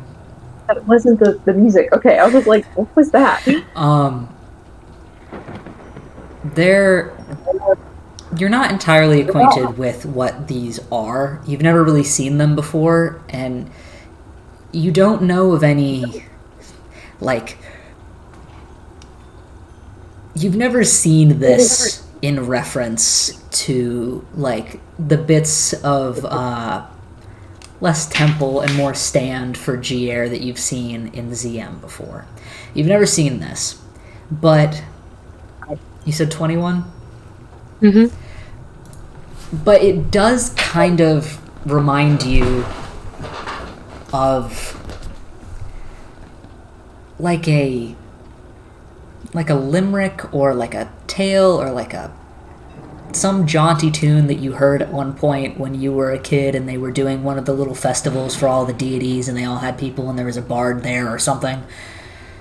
Something somewhere reminds you of the little tune that you heard about the three friends of three tunes. You remember there being the happy friend, the neutral friend, and the angry friend.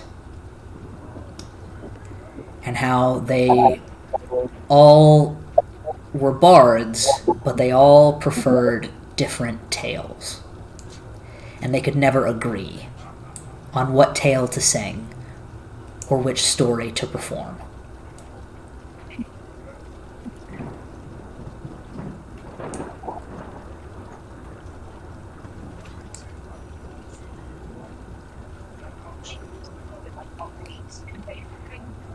Okay.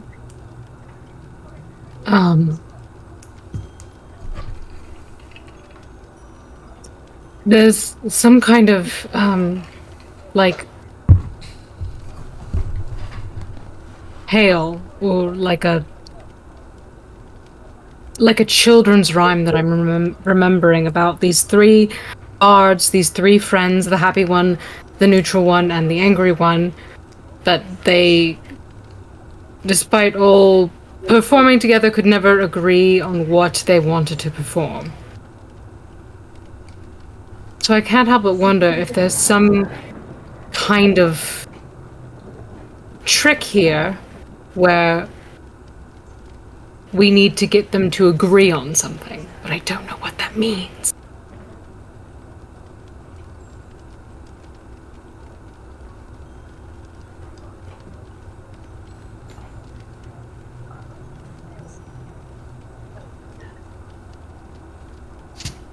There's 3 of us, and there's 3 of those. I wonder if also maybe each of us is supposed to do something. I think at this point, Gore walks up in between both of them. I mean, they're masks, right?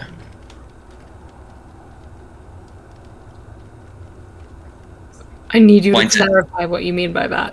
Points to Dodie. You've got anger issues, and then points at Erithar. And I would have to imagine you're not happy. So why don't you put on the angry one, points at Dodie, and then it points at Erithar. You put on the neutral one, and I'll put on the happy one. Can they be lifted from the pillar? You could try. I would like to try. Okay. You walk up to the angry pillar. Fine. You reach up kind of at eye level to this mask and grip along the sides of it and try to pull it off of the pillar, and you...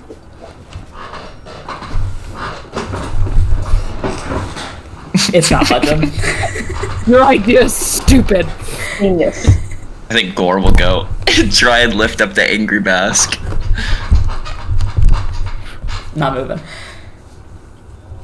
Just to be sure, points at Erithar. You try and pick it up.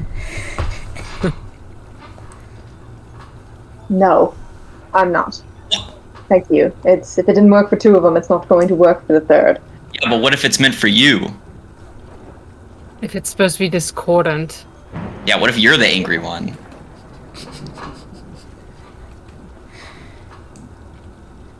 He just glares at Gore as he goes over, I guess, reluctantly to see if maybe the neutral one comes off. Nope. He'll go over to the angry one just to see if it comes off. Nope. Okay, good. Now we can. I'm all out of ideas.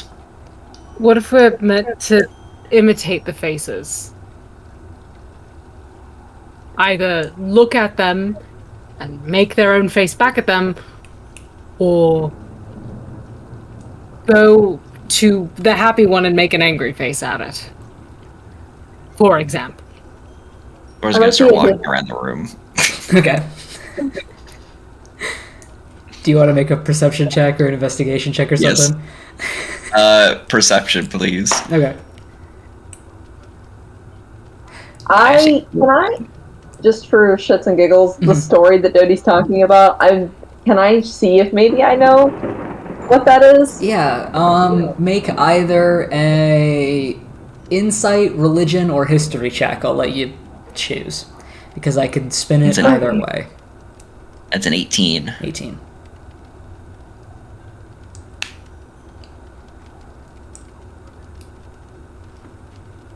Dirty 20 No clue. on history.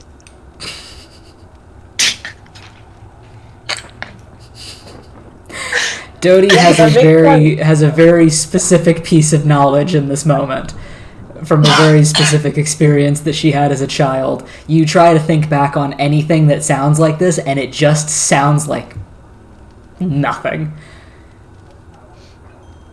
Gore, you begin to walk around the room, yes? Yes. As you start to kind of just make circles around the room, you aren't really picking up on much of note. You walk along the wall with the walkway towards the other set of doors, and there's nothing really there except for the skylights above it. So you walk back to the other side, and you walk along the long wall with the wood paneling.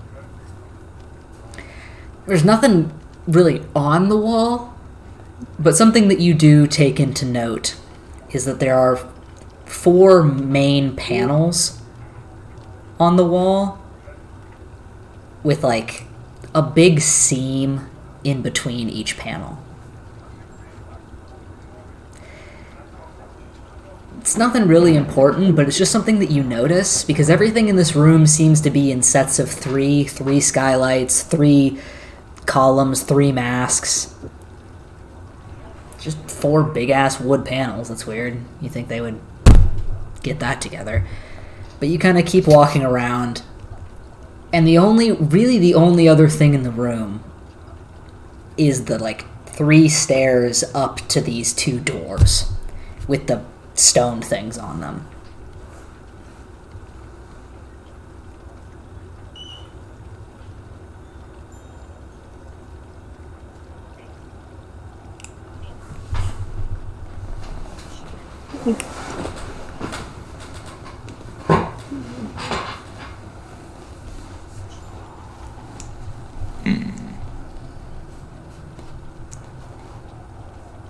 Aerithar, I guess after standing there and trying to figure out the masks, I guess I'm probably laying a hand on it just to see if that does anything. Cold. With the neutral one, I think he'll at least attempt to mirror the expression, but doesn't look super thrilled about that. That's what he's resorting to. But then he'll walk away and I guess go over to the doors, and I make an investigation check and see if there's anything about the doors that are... Sure.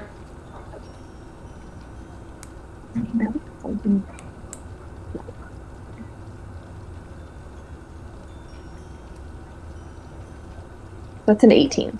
18. Okay. Gore, are you doing anything as Aerithar approaches, or you've kind of walked off too?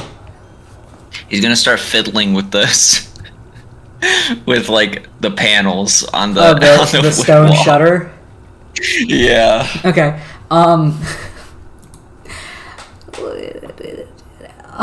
Nick. Oh boy.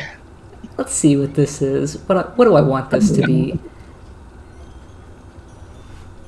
Hold on, 1 second. Because I'm afraid. this is intriguing to me. What has he done?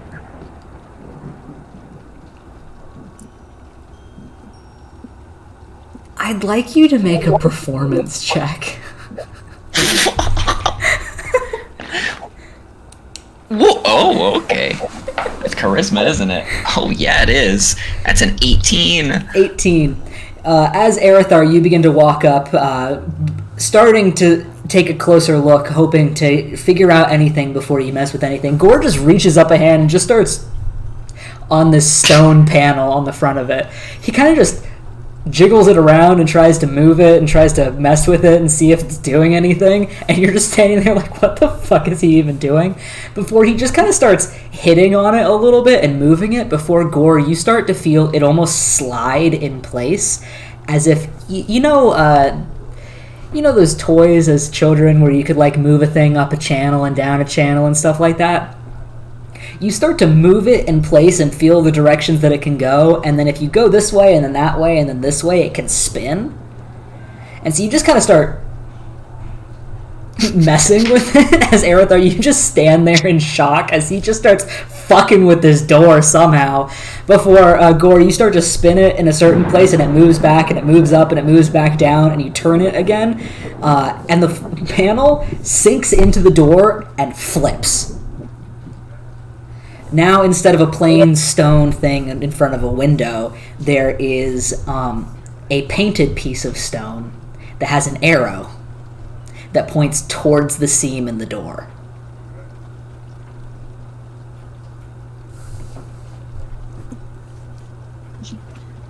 Erithar's gonna walk over. How did you do that? What did you do? I just started fiddling with things. He's gonna walk over towards the seam in the door and try and open it.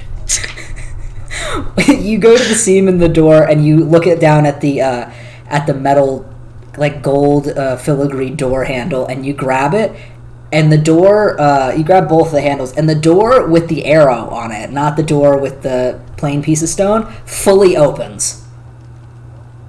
Huh. The other door stays exactly where it is, locked. But as you open the door in front of it and stare into this, you stare into a closet that is full of books and scrolls. It's like a walk-in pantry type moment with all of the shelves completely covered with books and scrolls.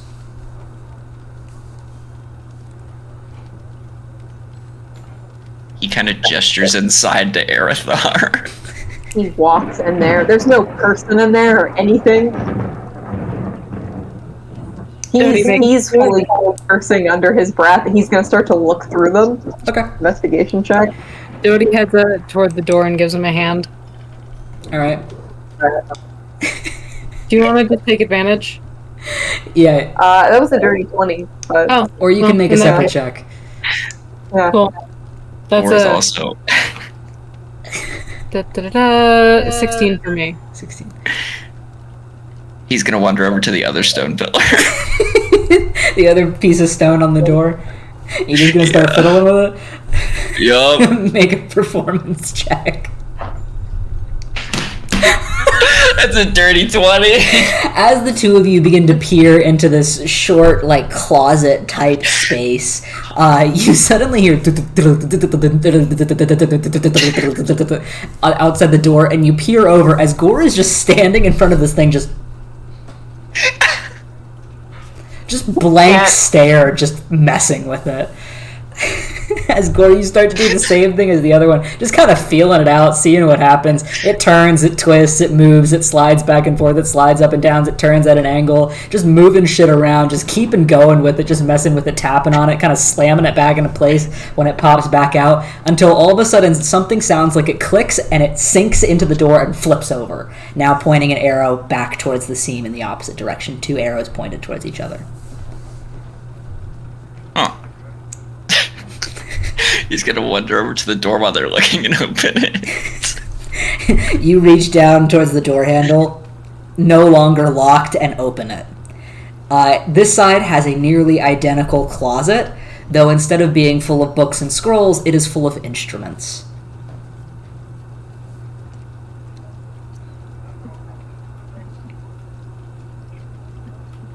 Ah, lame. Closes the door, plugs his head in. Dodie, you hear him say... sorry, again? Can she open the door, or does it, like, go back to puzzle mode when he closes it? You rush back out and back over to where Gore has just closed the door. The arrow still stays in place. You reach down towards the handle, and it is still unlocked. She opens it. Takes all of the instruments. Okay. Divide and conquer. You look at the books. I'll look at these. He's so fully into what he's looking at, he's probably not even aware that this is happening. You are not listening to me. It's going. So, Arathar, you said you got a dirty 20? Yes. You begin to look through all of these different books and scrolls, and what you notice is that they're kind of vaguely kept in different sections. There's a section of stories, there's a section of novels, there's a section of what look to be like limericks and poems, and there's a section of what look to be songbooks. Within those, there's obviously various titles of various things. There's children's storybooks, as well as, like, entire, like, big, thick-ass novels. There's songbooks for singing, as well as probably every instrument you've ever heard of, as well as a couple that you definitely haven't. There's a little bit of every type of story or song or music in this closet somehow, in some way. The story that Dodie was saying, do I find that anywhere in here? Anything that sounds like it? I'd say with a dirty 20, you don't find the exact story that she's talking about in book form. What you do notice, however, is at the back of the closet, above where all of the different books and scrolls are, there is a little gold plaque, almost, that says 3 tunes.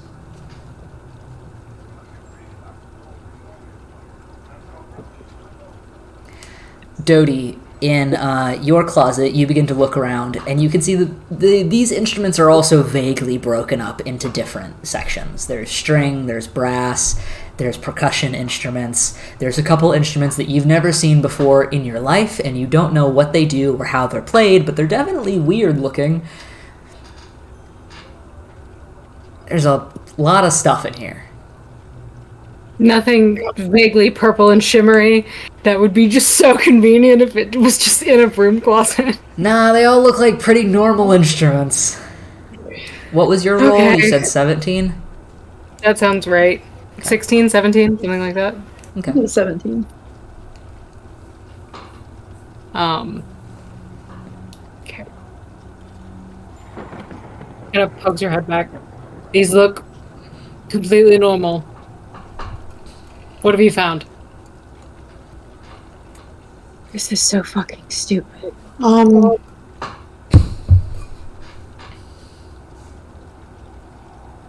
He's gonna walk specifically over towards like the songbook area where like the music is written out and everything. And there was a plaque in here that says 3 tunes. If you could look and see if there is a similar plaque in your room that says anything, I think we're supposed to find 3 songs and possibly 3 instruments to coordinate with them, perhaps. That's what it feels like. So I'm going to look through this.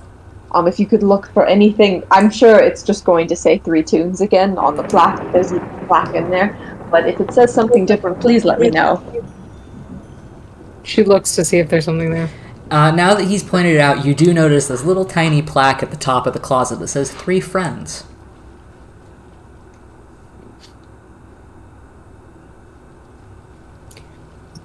She just kind of sighs, resigned. Can either of you read music? I can't read. This is different. He's gonna wander over and take a songbook off and open it up. Closes it and puts it back on the shelf. Yeah, I can't read that either. Right. She's gonna reach in and grab like a tambourine or maracas or a triangle or something and just pull it out and shove it at Gore. Okay. Take that. We'll take it. And then I think he's gonna wander over to the masks and he's gonna place down the instruments next to him and just put his fists on his hips and look at them while they figure something out. 'Cause Just staring at the masks. yeah, he starts like making faces at them. Like I think I can't remember who said it earlier, but like makes the angry face of the angry one. She goes back through it and tries to find like, again, a recorder or something that's like foolproof to make noise on.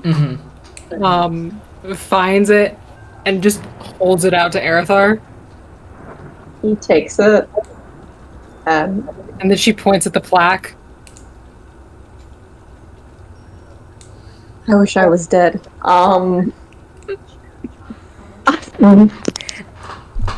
Did you make another investigation check for the songbooks?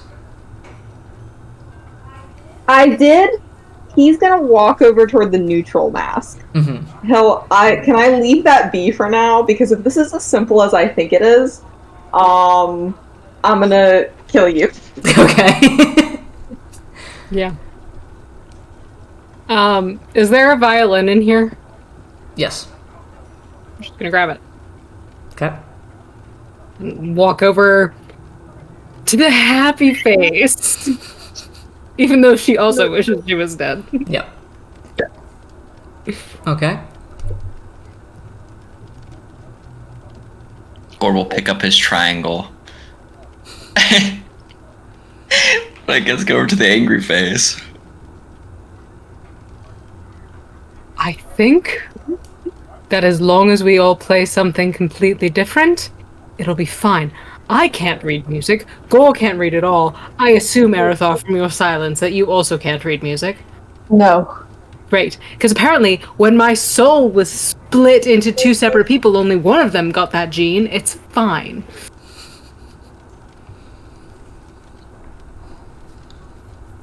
Right. Play away, and if it sounds like you're playing something too similar to somebody else, go in a completely opposite direction. Good. I wish I was dead. He kind of leans over a little bit. How do I... What? Ding. Gotcha. He's gonna start dinging it. Okay. Make performance checks. Oh, third time's not the charm. That's a 4. This isn't natural 20. Oh. 15? 15. Okay. Gore, you start to try to ding it, but you're holding the side of the triangle so it doesn't make any noise. It's kind of making like a tink, tink, tink, tink sound. You're not entirely sure what's supposed to be happening here. This is an awful instrument.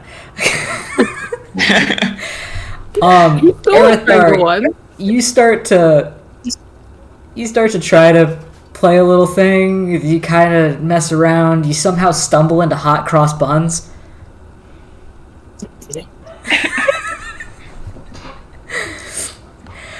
And you just kind of keep going with it. It's just every molecule in your body wants to just shrivel up and die, but you kind of keep going. Dodie, did you say natural 20? I did. You've never held a violin before in your life, but you think this is how it goes. And you pull the bow across the strings, and at first it makes a terrible noise, and you hate that. It made an evil hiss. Before you start to try to kind of put your fingers where you think they're supposed to go, before kind of stumbling into something that actually sounds like a real melody.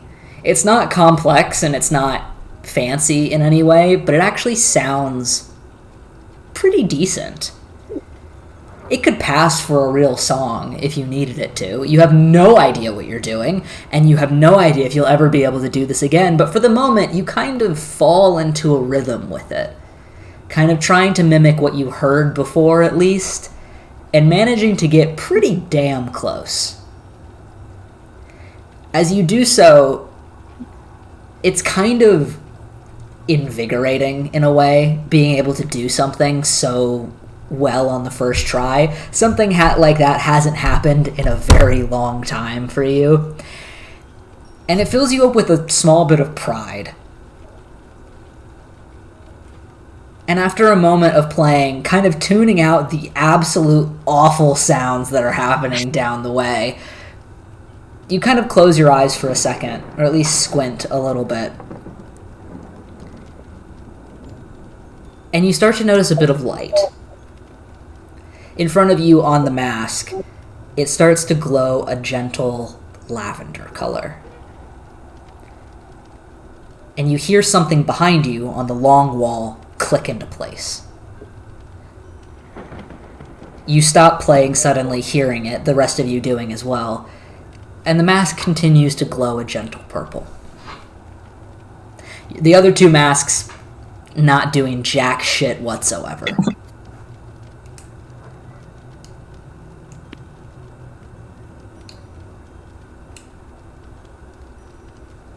Turns and looks at them. I thought you gave me the easy one.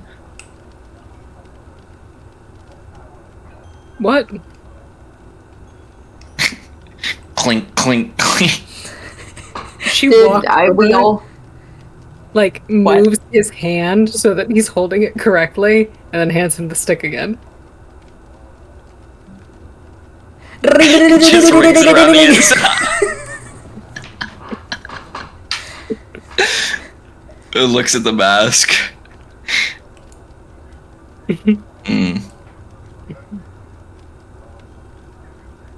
Looks over to Arathar. I think it's your turn to take on the angry one.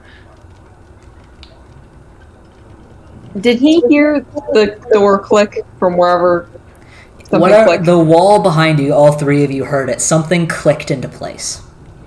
It was in the wall. It wasn't a door or anything. Oh, that Yeah. would have been nice.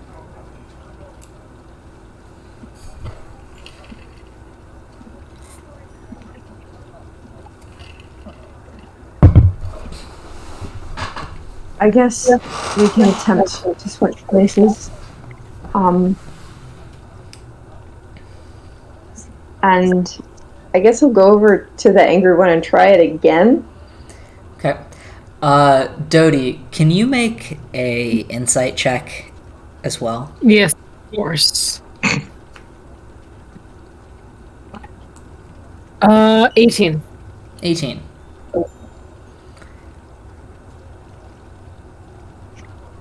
You wouldn't say that you are currently happy, but you would say you're quite pleased. And you would say that whatever little thing you just played was a pretty pleasing melody. Something about that connection makes sense to you. Arathar? Yes. Try making your flute sound as angry as possible.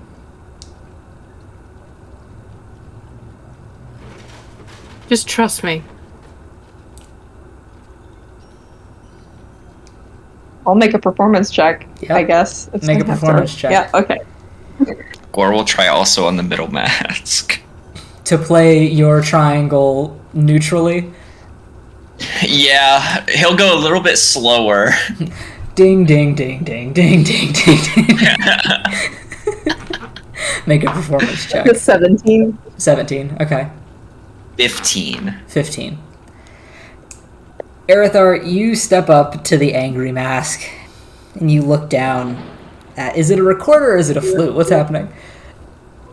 Quarter, isn't it? Well, let's go with recorder. That's fun. You look down at your recorder. You look up at the mask. You look over to Gore, who is staring at his triangle for a moment. And you're so over this shit. You're so over this. This is so annoying. This is so stupid. You hate this so much. You look down at your recorder and you hold it up to your mouth. And you just... honk into it as hard as possible, creating the worst sound that you could possibly make on this recorder and playing the angriest version of Hot Cross Buns that you possibly can. And you are hating every goddamn minute of it. You stare at the mask, eyes wide open, just kind of putting your all into this, as you watch the mask slowly start to light up a small bit of purple, and something behind you in the wall click into place. As it does, he just throws the recorder down and looks over to see if Gore is making any progress. Completely over it. What did you roll, Gore? 15. 15, okay. You're standing there, triangle in hand. Ding, ding, ding, ding, ding, ding, ding, ding, ding, ding, ding, ding, ding, ding. You look over and see it work for Arithar, and for a moment you're like, hell yeah! And then you look back at your thing. Ding, ding, ding, ding, ding, ding, ding, ding, ding, ding, ding, ding, ding, ding, and you're just standing there for like a while, just...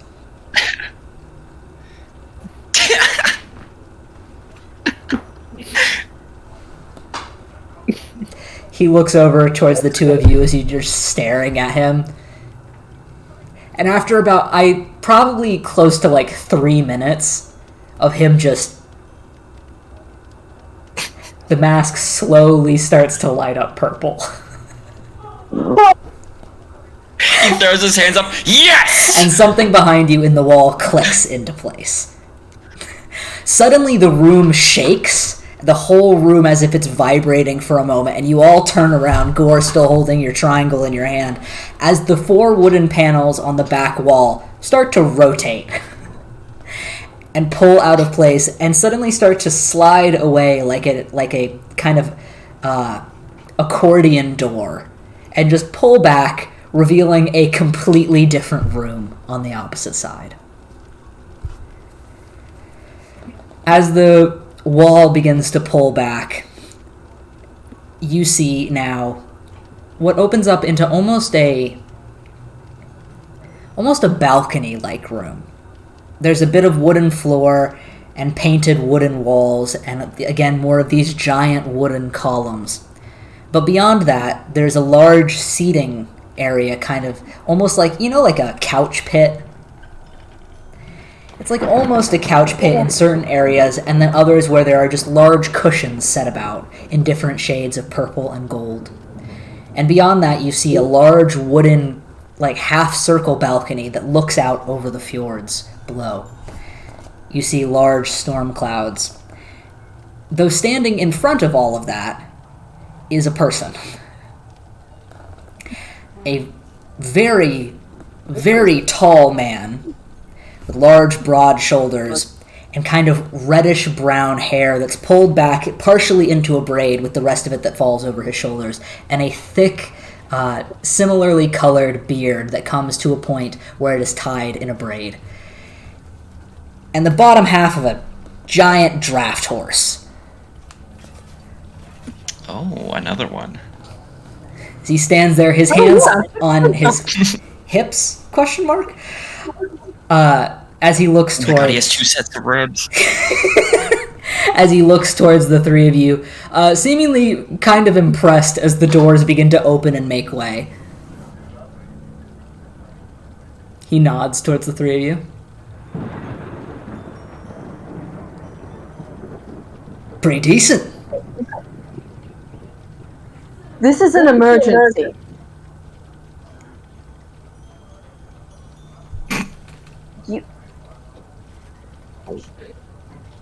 We have traveled a great distance through several inconveniences, and we are here because there is an emergency.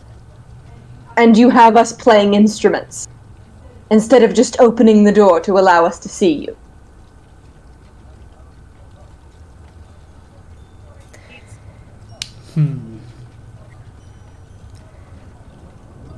If it is such an emergency, then you would understand my begrudgingness of wanting not to let some enemies into the only standing temple of Jier left. She steps forward. My name is Dodie Lee. I've come a very long distance. I have been sent by Oliel for the sake of Jier. Then by all means, come have a drink. And he turns around and he walks to the couch pit.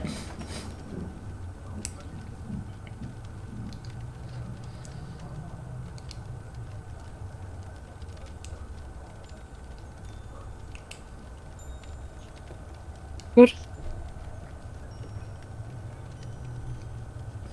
He's waiting for her to go.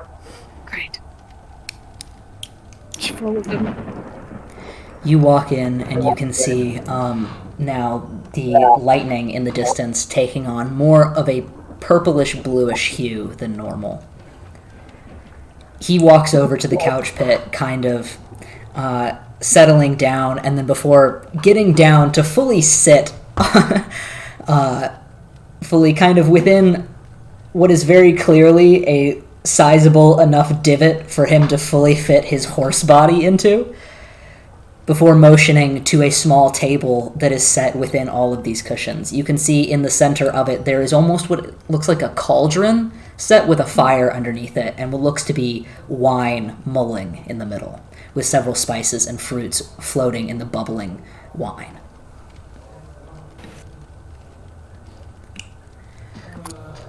Sit.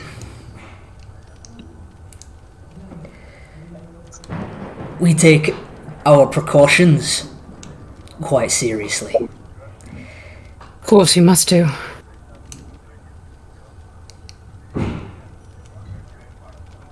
I apologize. It's been a very difficult road to get here, and my companions are not exactly feeling their best. World gets darker every day. I understand that some years ago you were part of a group that reached out to the clerics in Ziam and affirmed that you still wanted to maintain a relationship with them, despite the fact that you were cutting yourselves off from the kingdom. Yes, of course. My parents were some of the clerics that received that letter, and so I'm really hoping that that is at least some indication that I can be trusted, and that you can be trusted by me in turn.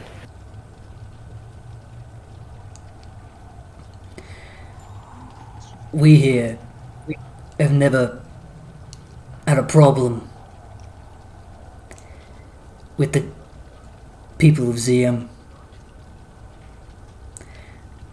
We have a problem with the crown. In line. Various sets of circumstances. Mm-hmm.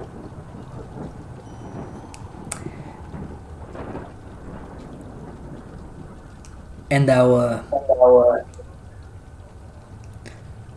solitude is not one we take lightly, by any means. Hard to get word out here, but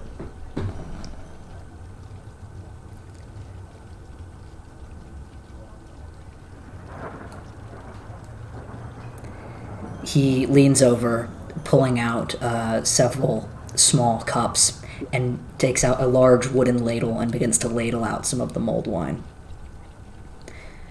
Getting word out here is difficult, which for bards of the god of word is not something we enjoy. The crown has made a mess of things, many different types, but we take in what we can.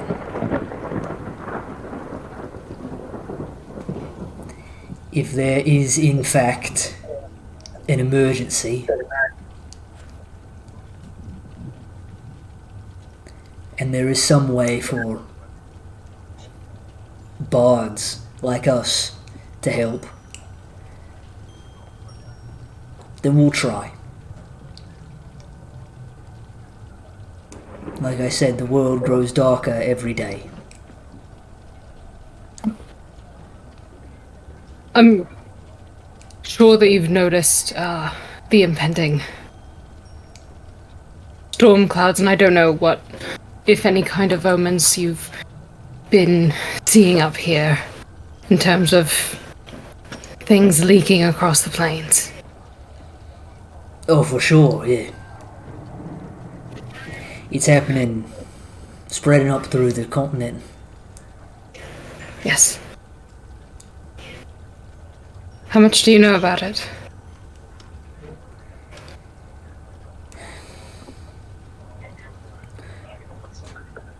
For a person such as myself, with the long years that I've had,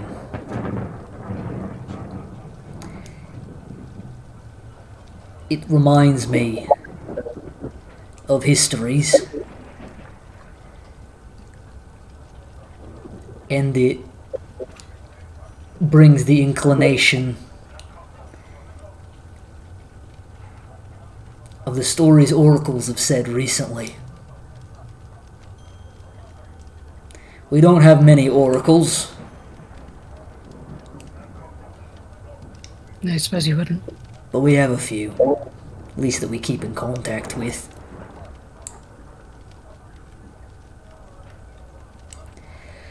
We know there's a threat. We know there's a connection to the Shadowfell.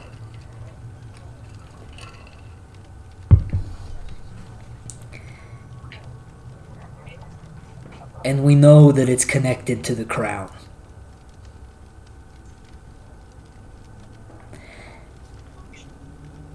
Beyond that, we only get gossip. Which gossip can be a effective tool in certain circumstances.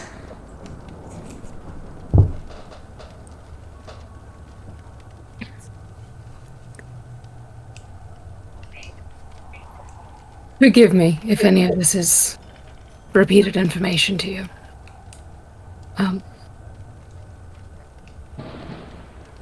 Some 20 odd years ago, Gia and Oliel both decided to craft champions to have on the material plane and to forge gaps to the Feywild and the Shadowfell. I was hers. I am hers.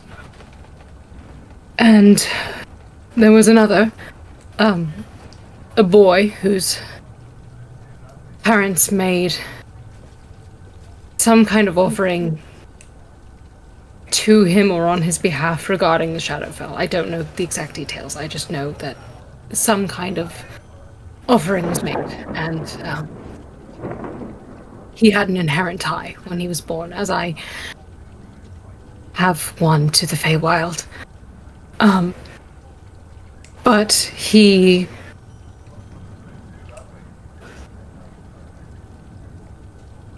as conflict started to grow on the continent, as things started to get murkier and murkier, his connection to the Shadowfell grew stronger to the point where he was pulled into it, and he has not been able to emerge since.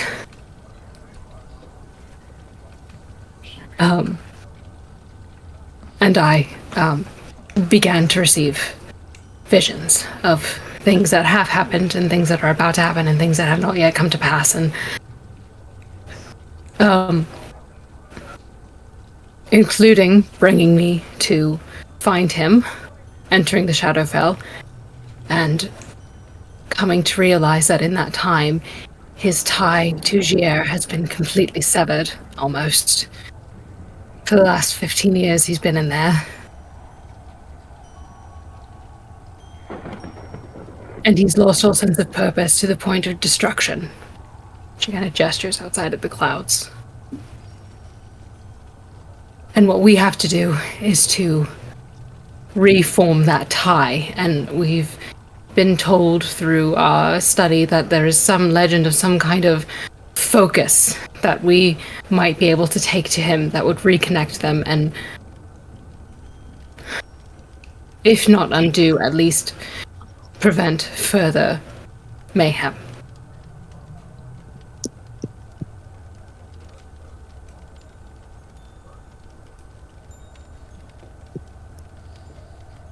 $20. Yes.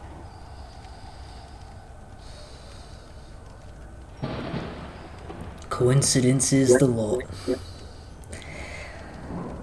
Always coincidences, never, ever coincidences. No.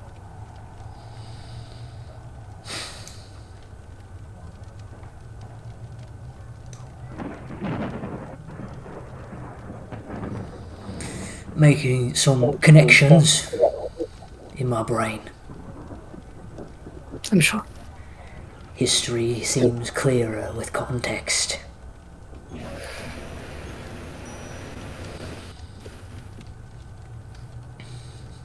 We've known for a time that the gods do not think or feel as we do. They are beyond us. But the more they interact and give their power to us, the closer we can equate our mortal emotions to theirs. Many of the gods are hurting for us. And we knew at some point the twins watched their lessons be burnt.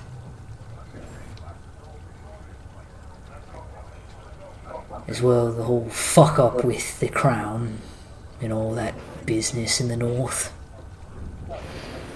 Yes.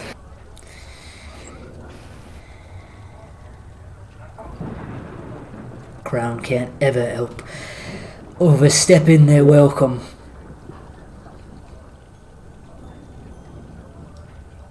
Incurring wrath when they don't need it. I assume you know about all that. The broad strokes.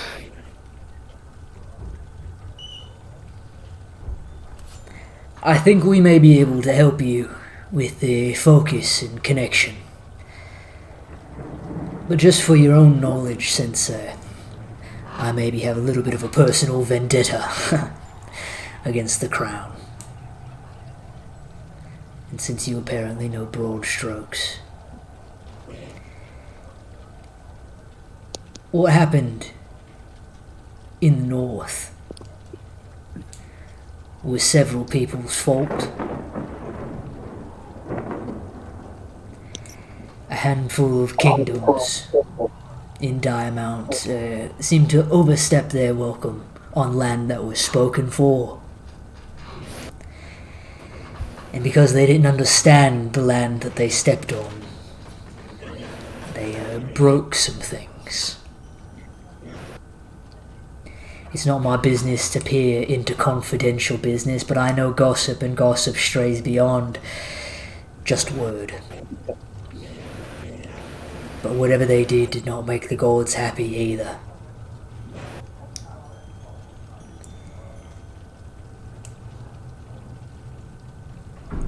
What happened with you and the other? Coincidentally, happened at a time that a bond was broken with the planes. This all makes a lot of sense.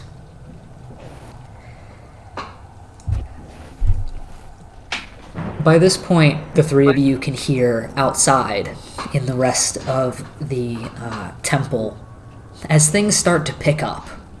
You now hear people moving about, you can hear music and song and people moving through the buildings as well. As if everything had gone quiet, now everything was in motion again.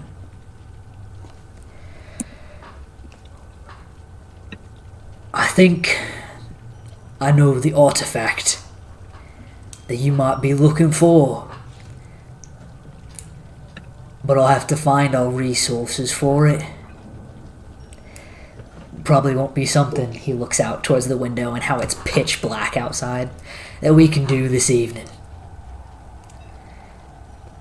Let me bring you over here, and I'll go find my resources before you three, hopefully, rest off for the evening.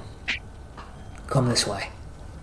He stands up, drinking back the rest of his mulled wine, which was really quite nice and honestly very warm considering the outside freezing temperatures.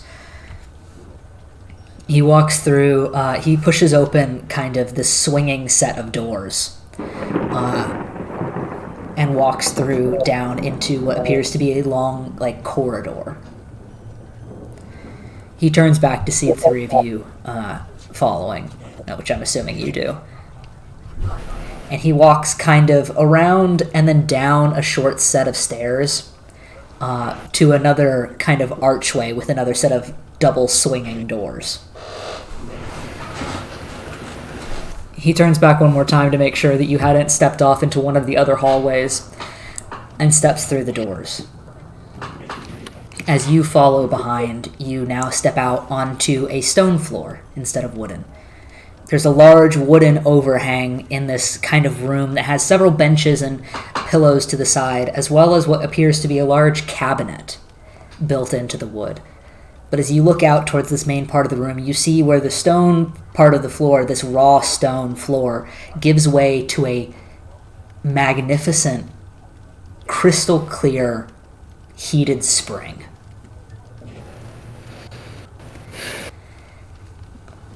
He motions over towards the cabinet, snapping his fingers as the doors open and reveal several sets of different sized towels and a place to put shoes and bags and clothes and things like that. Different amenities as needed. The bookshelf over there with a couple things as well. If you like to relax for a bit, go see what I can find. Thank you. Of course. He starts to walk back towards the door, and then stops and sets a hand on your shoulder, Gore. Have I seen you before?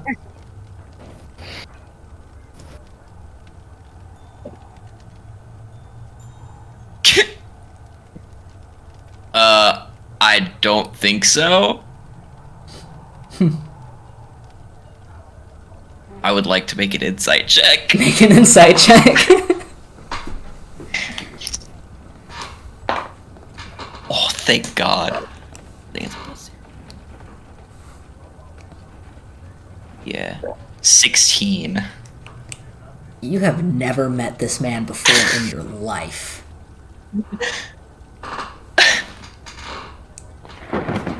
Yeah, no, I don't think so. But, like, got any ideas? You know, you must remind me of a tale I heard. That was a recent one, wasn't it? Yeah, that must be what it is. Oh, yeah, what tale? Oh, something I heard from a fellow traveler. Something about moving forward, fixing home. Probably another quiet coincidence. Must be what it is. He turns and he starts to walk away.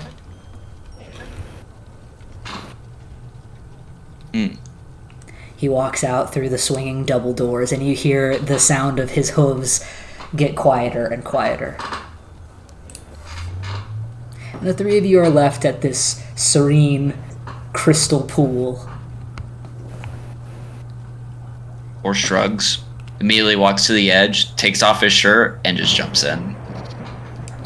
It is blissfully warm. It's not burning hot, but it's definitely warm as the chill from the air and the wind continues to blow through this open area outside the pool. The pool actually extends beyond the overhang, so you can actually sit outside if you so wish, or within the overhang as well. And you can see that the water almost comes up completely to the edge of what looks to be a cliff that extends over, looking down into the fjords. But it's very warm, and it's very comforting after a long day of hiking. Oh yeah.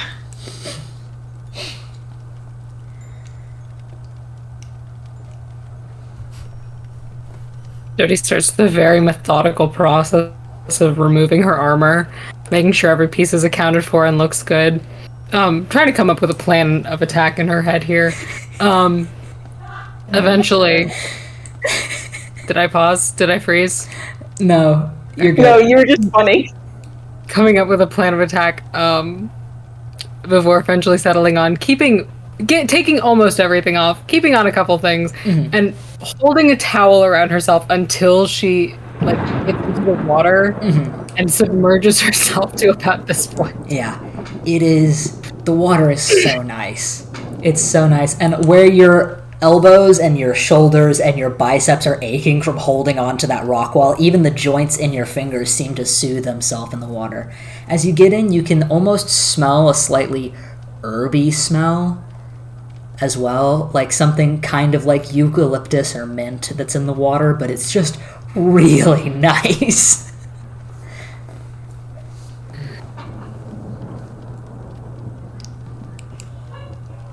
God. He stands there for a moment. Obviously, Gorjum says that's no surprise, and then he sees Dodie fully just walk in. And he, I think, picks a place that's the furthest from the two of them. There's probably no place to be shielded from anybody. But he'll take off his boots and put his boots to the side and,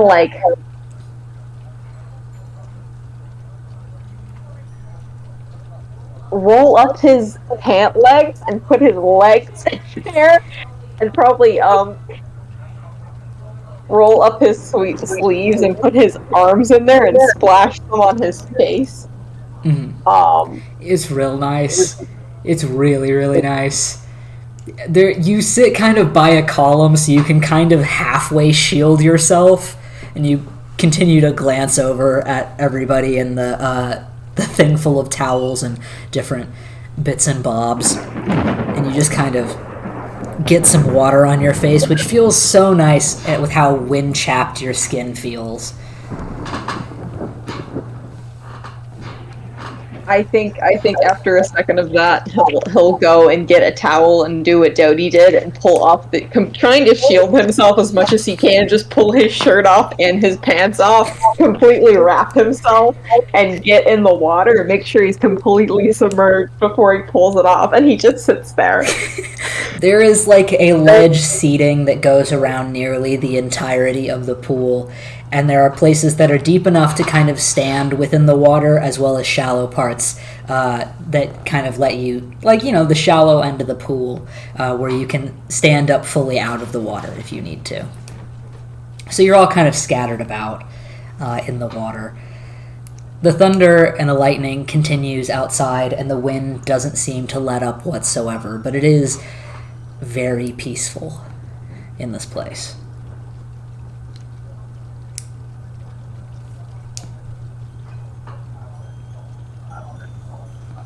After a little while, when she feels sufficiently clean and her muscles sufficiently soothed, she also very strategically gets out of the pool, wraps herself in a towel, and then sits on the edge a little bit closer, but with her feet in the water. Mm-hmm.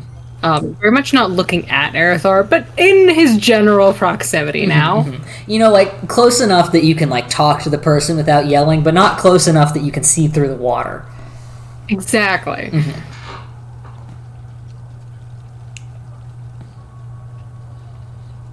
She kind of stares off, kicking her feet a little bit.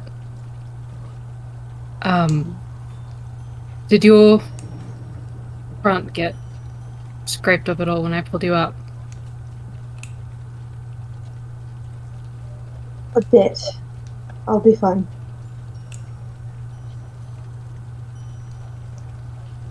I didn't mean to snap at you when you were dangling for your life. That was not the nicest thing I've ever said. I don't even remember, so... Good.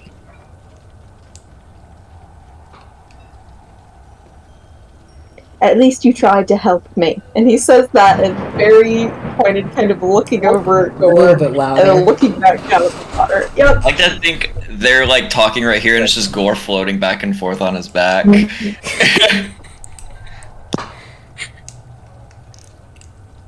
Not the most help. No.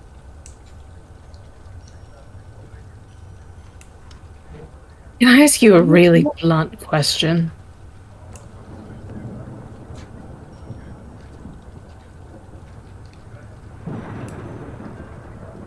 Sure, but I may or may not answer it. And he starts to, probably if it's been a while, starts to pull himself out, and he grabs the towel and very slowly and methodically wraps himself back up on the towel as he listens to her. I have a very important question. Around his waist, around his torso, or all the way around his shoulders? The way around his shoulder. Great, awesome. Sorry, that was important to me. There are several towels of several different sizes, as there are some centaur-sized towels as well, so there are plenty of options for coverage. As well as what you assume to be some halfling-sized towels, maybe? So there's some very tiny ones. In my experience, and I'm not going to claim to be an expert, but maybe just a little bit, Sacred Flame is done by clerics and paladins, not generally sorcerers. Again, not that my experience is I know everything, but I'm pretty well equipped with religious casters, and I'm just wondering how?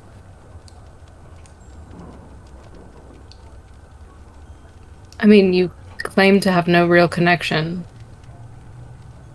to any of the gods.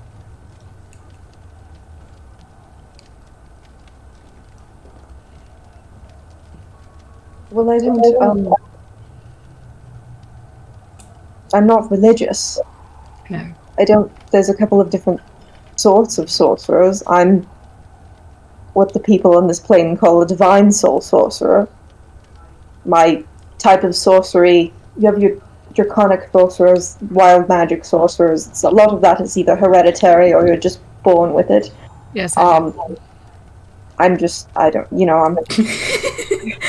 Yes, I know exactly what you speak of.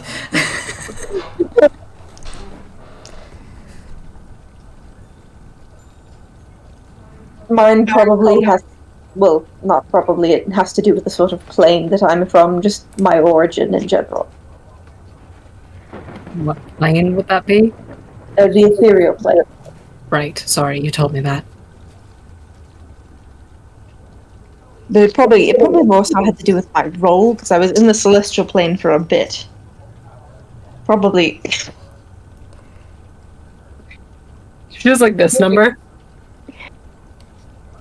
a great amount of time for me to have, but I don't remember a lot of it. Nearly nothing. Do you know why?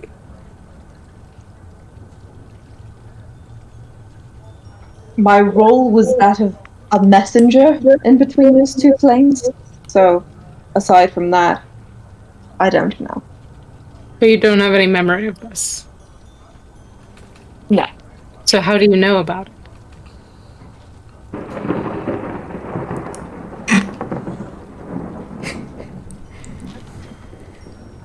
I don't know. I never really looked into it. Did someone tell you? Or do you just have a gut feeling? I just know. I know where I'm from. I know roughly what I did.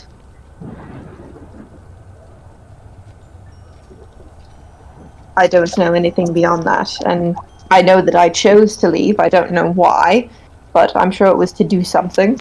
And so I worked. And here I am. But other than that, I'm afraid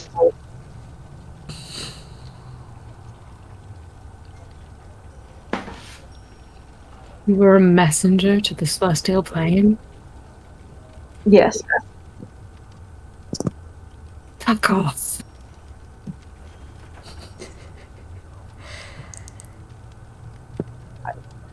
Sorry. I'm sorry. I don't.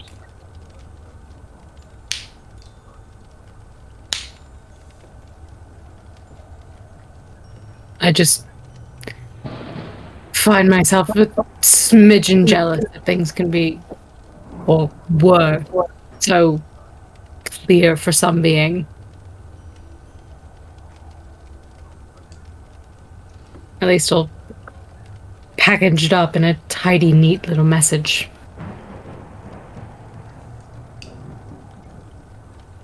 The planes are closer together. That probably helps the communication. I know you were probably speaking more metaphorically for yourself, but I just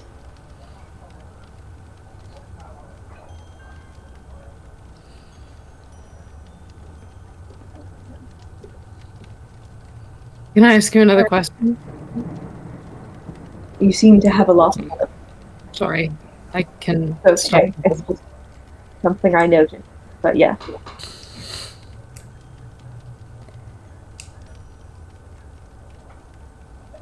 How can you just have that knowledge that that's what your role was, and not be religious?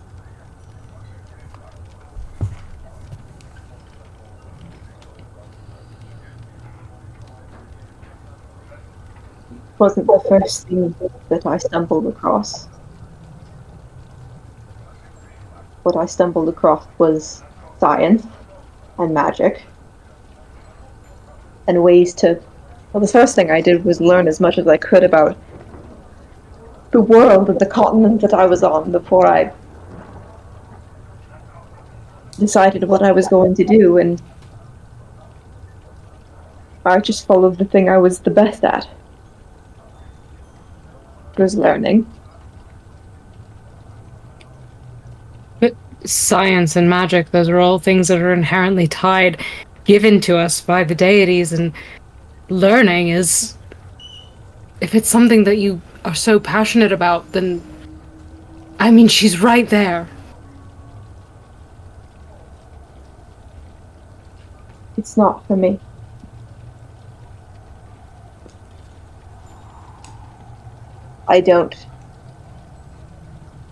I don't know why I'm here. But I just know that that's not for me.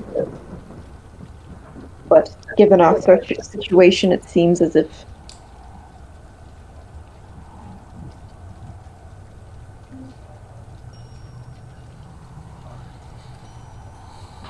I'm just not a healer.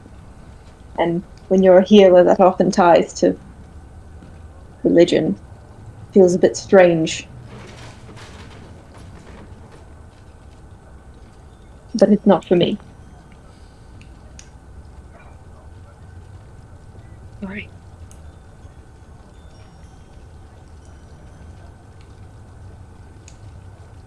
Doesn't offend me.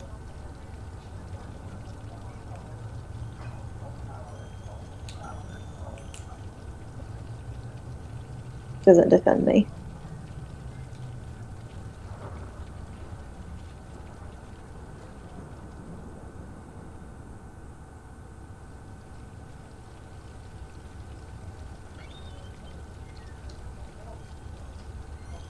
If I remember anything or learn anything, I'll be sure to let you know.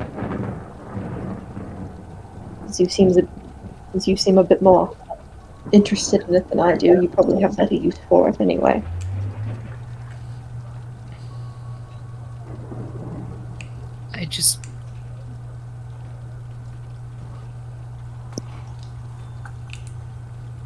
It's incredibly selfish. But can't help but wonder if there's something in what you used to do that might be a piece of my puzzle.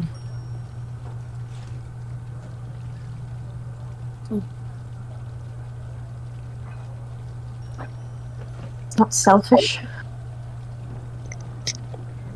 It's who you are. Things you need to know haven't been given to you by an incredibly unhelpful being planes away from this one.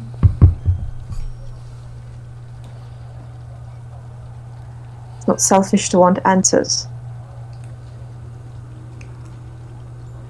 It's selfish to use those answers and questions to hurt others, I think.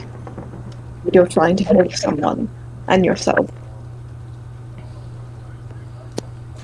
No harm in that.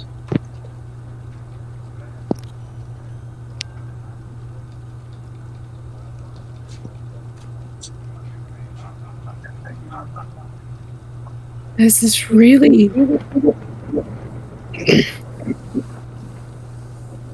curious part of me that wonders what happens after. Does Sapphire come out? If he does he still want him dead? And what's the morally right choice there if he's causing all this destruction in other places with his giant chess game of politics?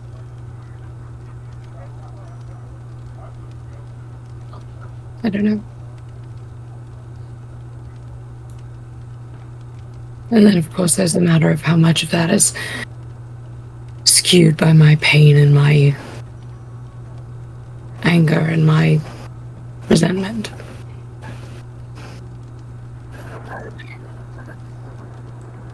Anyway, not like there's an answer to it.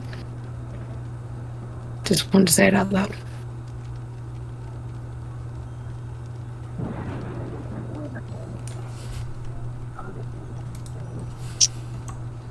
I think when the moment comes, you'll probably know what's right. Thinking about it right now probably won't do you any good. Yeah.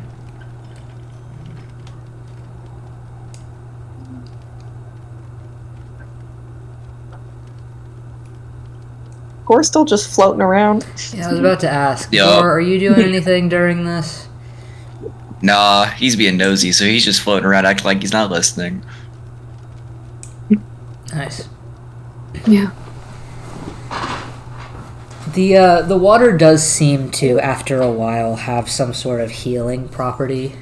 The busted up cuts on your knuckles seem to be slightly less roughed up. They're still there, but they aren't as vicious as before.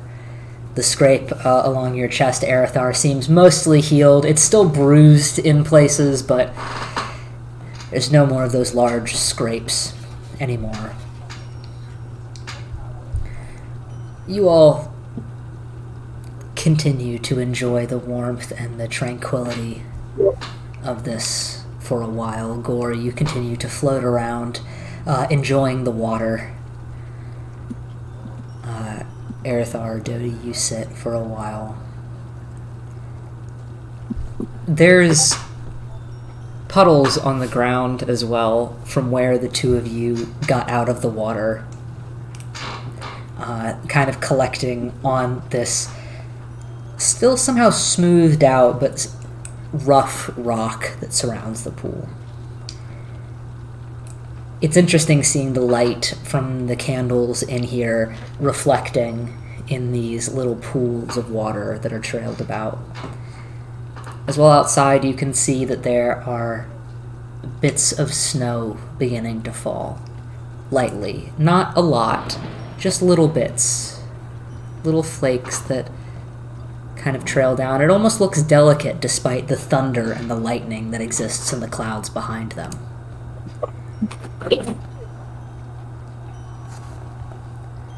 It's strangely beautiful. It is strangely beautiful because the lightning and the thunder don't make sense with the snow, but the warmth from inside and the calm of this temple, apparently, is quite nice. Dodi, you kind of look around. Oh, she needs to go somewhere. She's got things to do. She's trying to fight her sister, and I'm trying to keep them quiet. You look around a bit, enjoying the tranquility here. And for a moment you look into one of the pools of water around this large spring. Oh no. And it's like looking into a reflection for a moment. You feel the passing breeze. And almost for a moment it feels like the moaning draft of the Shadowfell, like a memory. You see your eyes reflected in the pool of water for a moment, before they then change, hue suddenly becoming violent, then swirling and turning into a whirlpool of amethyst. Instinctually, you kind of lean a little bit closer and the image changes, no longer a reflective mirrored surface, but instead what almost looked like a window. As if you're seeing through it to somewhere else. Beyond it, you see the edges of the tower, a hunched form over a table, shoulders heaving with labored breaths. Before suddenly he stands, hair whipping in unforgiving winds, and he gasps against the dark, empty air. You see his features fully, then.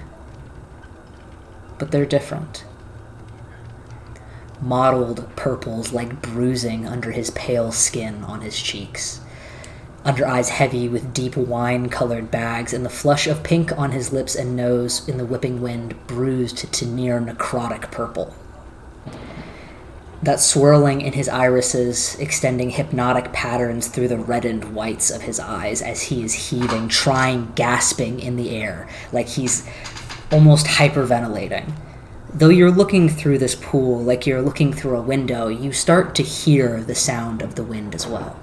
The sound of his breath, the gasping of it before you hear him start to speak as well. Somehow like it's echoing through your ears, though you know that it's not really here. Stop it! Stop it! Just let me think! Let me fucking think! He throws the contents of the table to the ground, bone-white parchment scribbled with black ink, a compass, and a small mirror that shatters as it hits stone. But for a moment you can see Saphael's reflection. In this broken mirror, though he looks completely different than anything you've seen him either. Healthy, fawny skin and pitch black hair. but that's not his real reflection. And as it breaks against the stone, it returns to that bruised skin again. He sits crumpled against the stone, gasping for breath as your vision begins to pull back and he shoves his hands into his hair. The pool of water becomes a reflection again, and you see your own eyes staring back.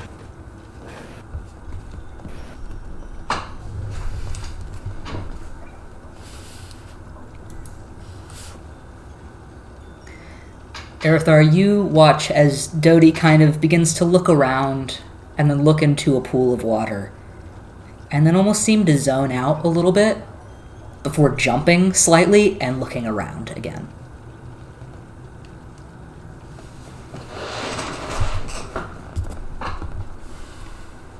There's a moment of absolute silence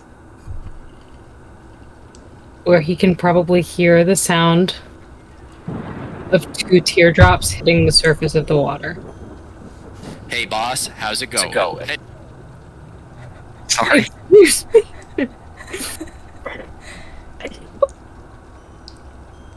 What a time for that to happen. I love Spectrum. Oh my god.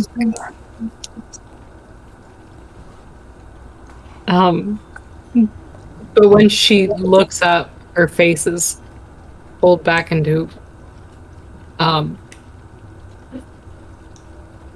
damn it. A controlled neutral expression.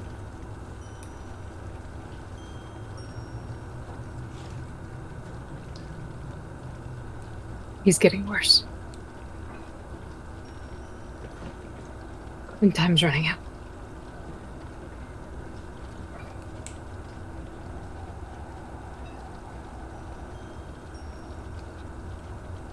I think we should try to convince them to give us what we need tonight, if we can.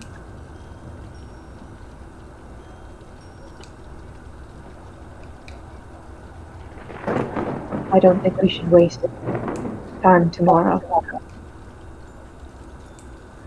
I mean, we certainly don't have time to walk all the way back to Zurham. No. Though if it's more about getting... I mean, I don't know if we have to physically be there to get to him, but...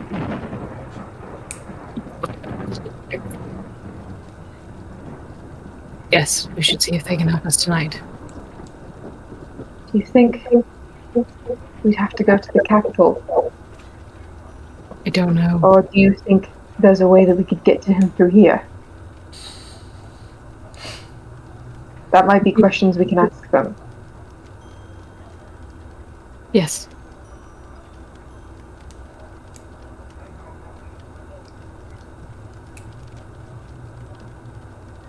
I don't know if he could hear me or not, but he's hearing somebody.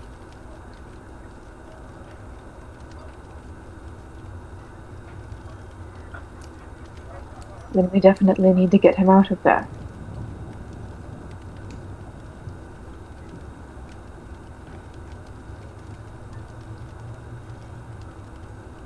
Or?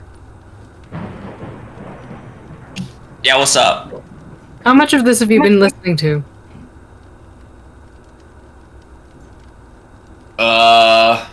Is the answer all of it? Yeah, probably. Okay. We're gonna see if we can get them to help us more tonight, instead of waiting. Okay. Okay. She stands up and goes to put her clothes back on. Mm-hmm. You find your stuff. As well, you notice when you go to pick up your armor and your clothes, that somehow in this time they have gotten cleaner. Not entirely sure how, but they just have. You put all of your pieces back on, methodically putting your armor back on piece by piece in the order that you know is best to do so, before eventually you gather all of your stuff. All of the doors so far seem to just be swinging double doors, so there's not a lot stopping you from wandering back out into the temple if you so choose.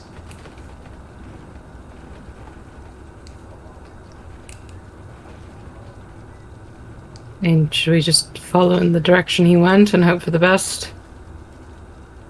Aerithor's kind of fully pulled on all of this stuff, kind of following her as she's getting dressed again.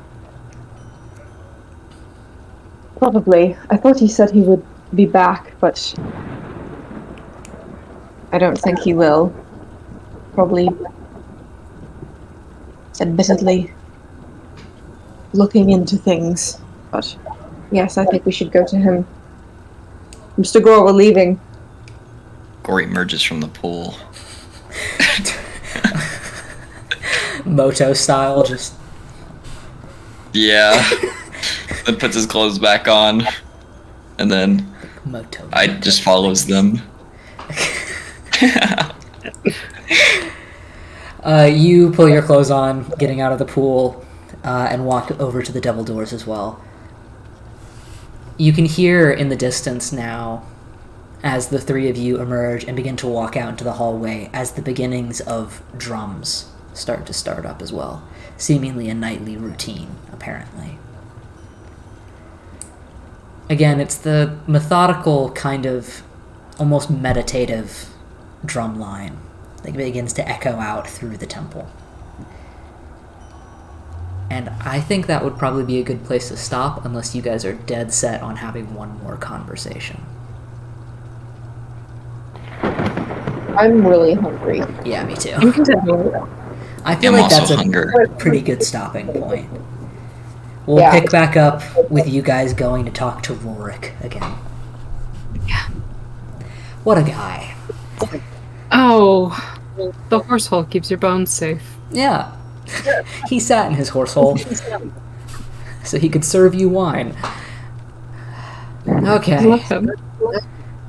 I have been wondering what order things would happen in and when you guys would get that little piece of vision about Saphael, and I think it's fun that it happened now. Okay, I think that's all we're doing for tonight. And we will pick back up next week? ?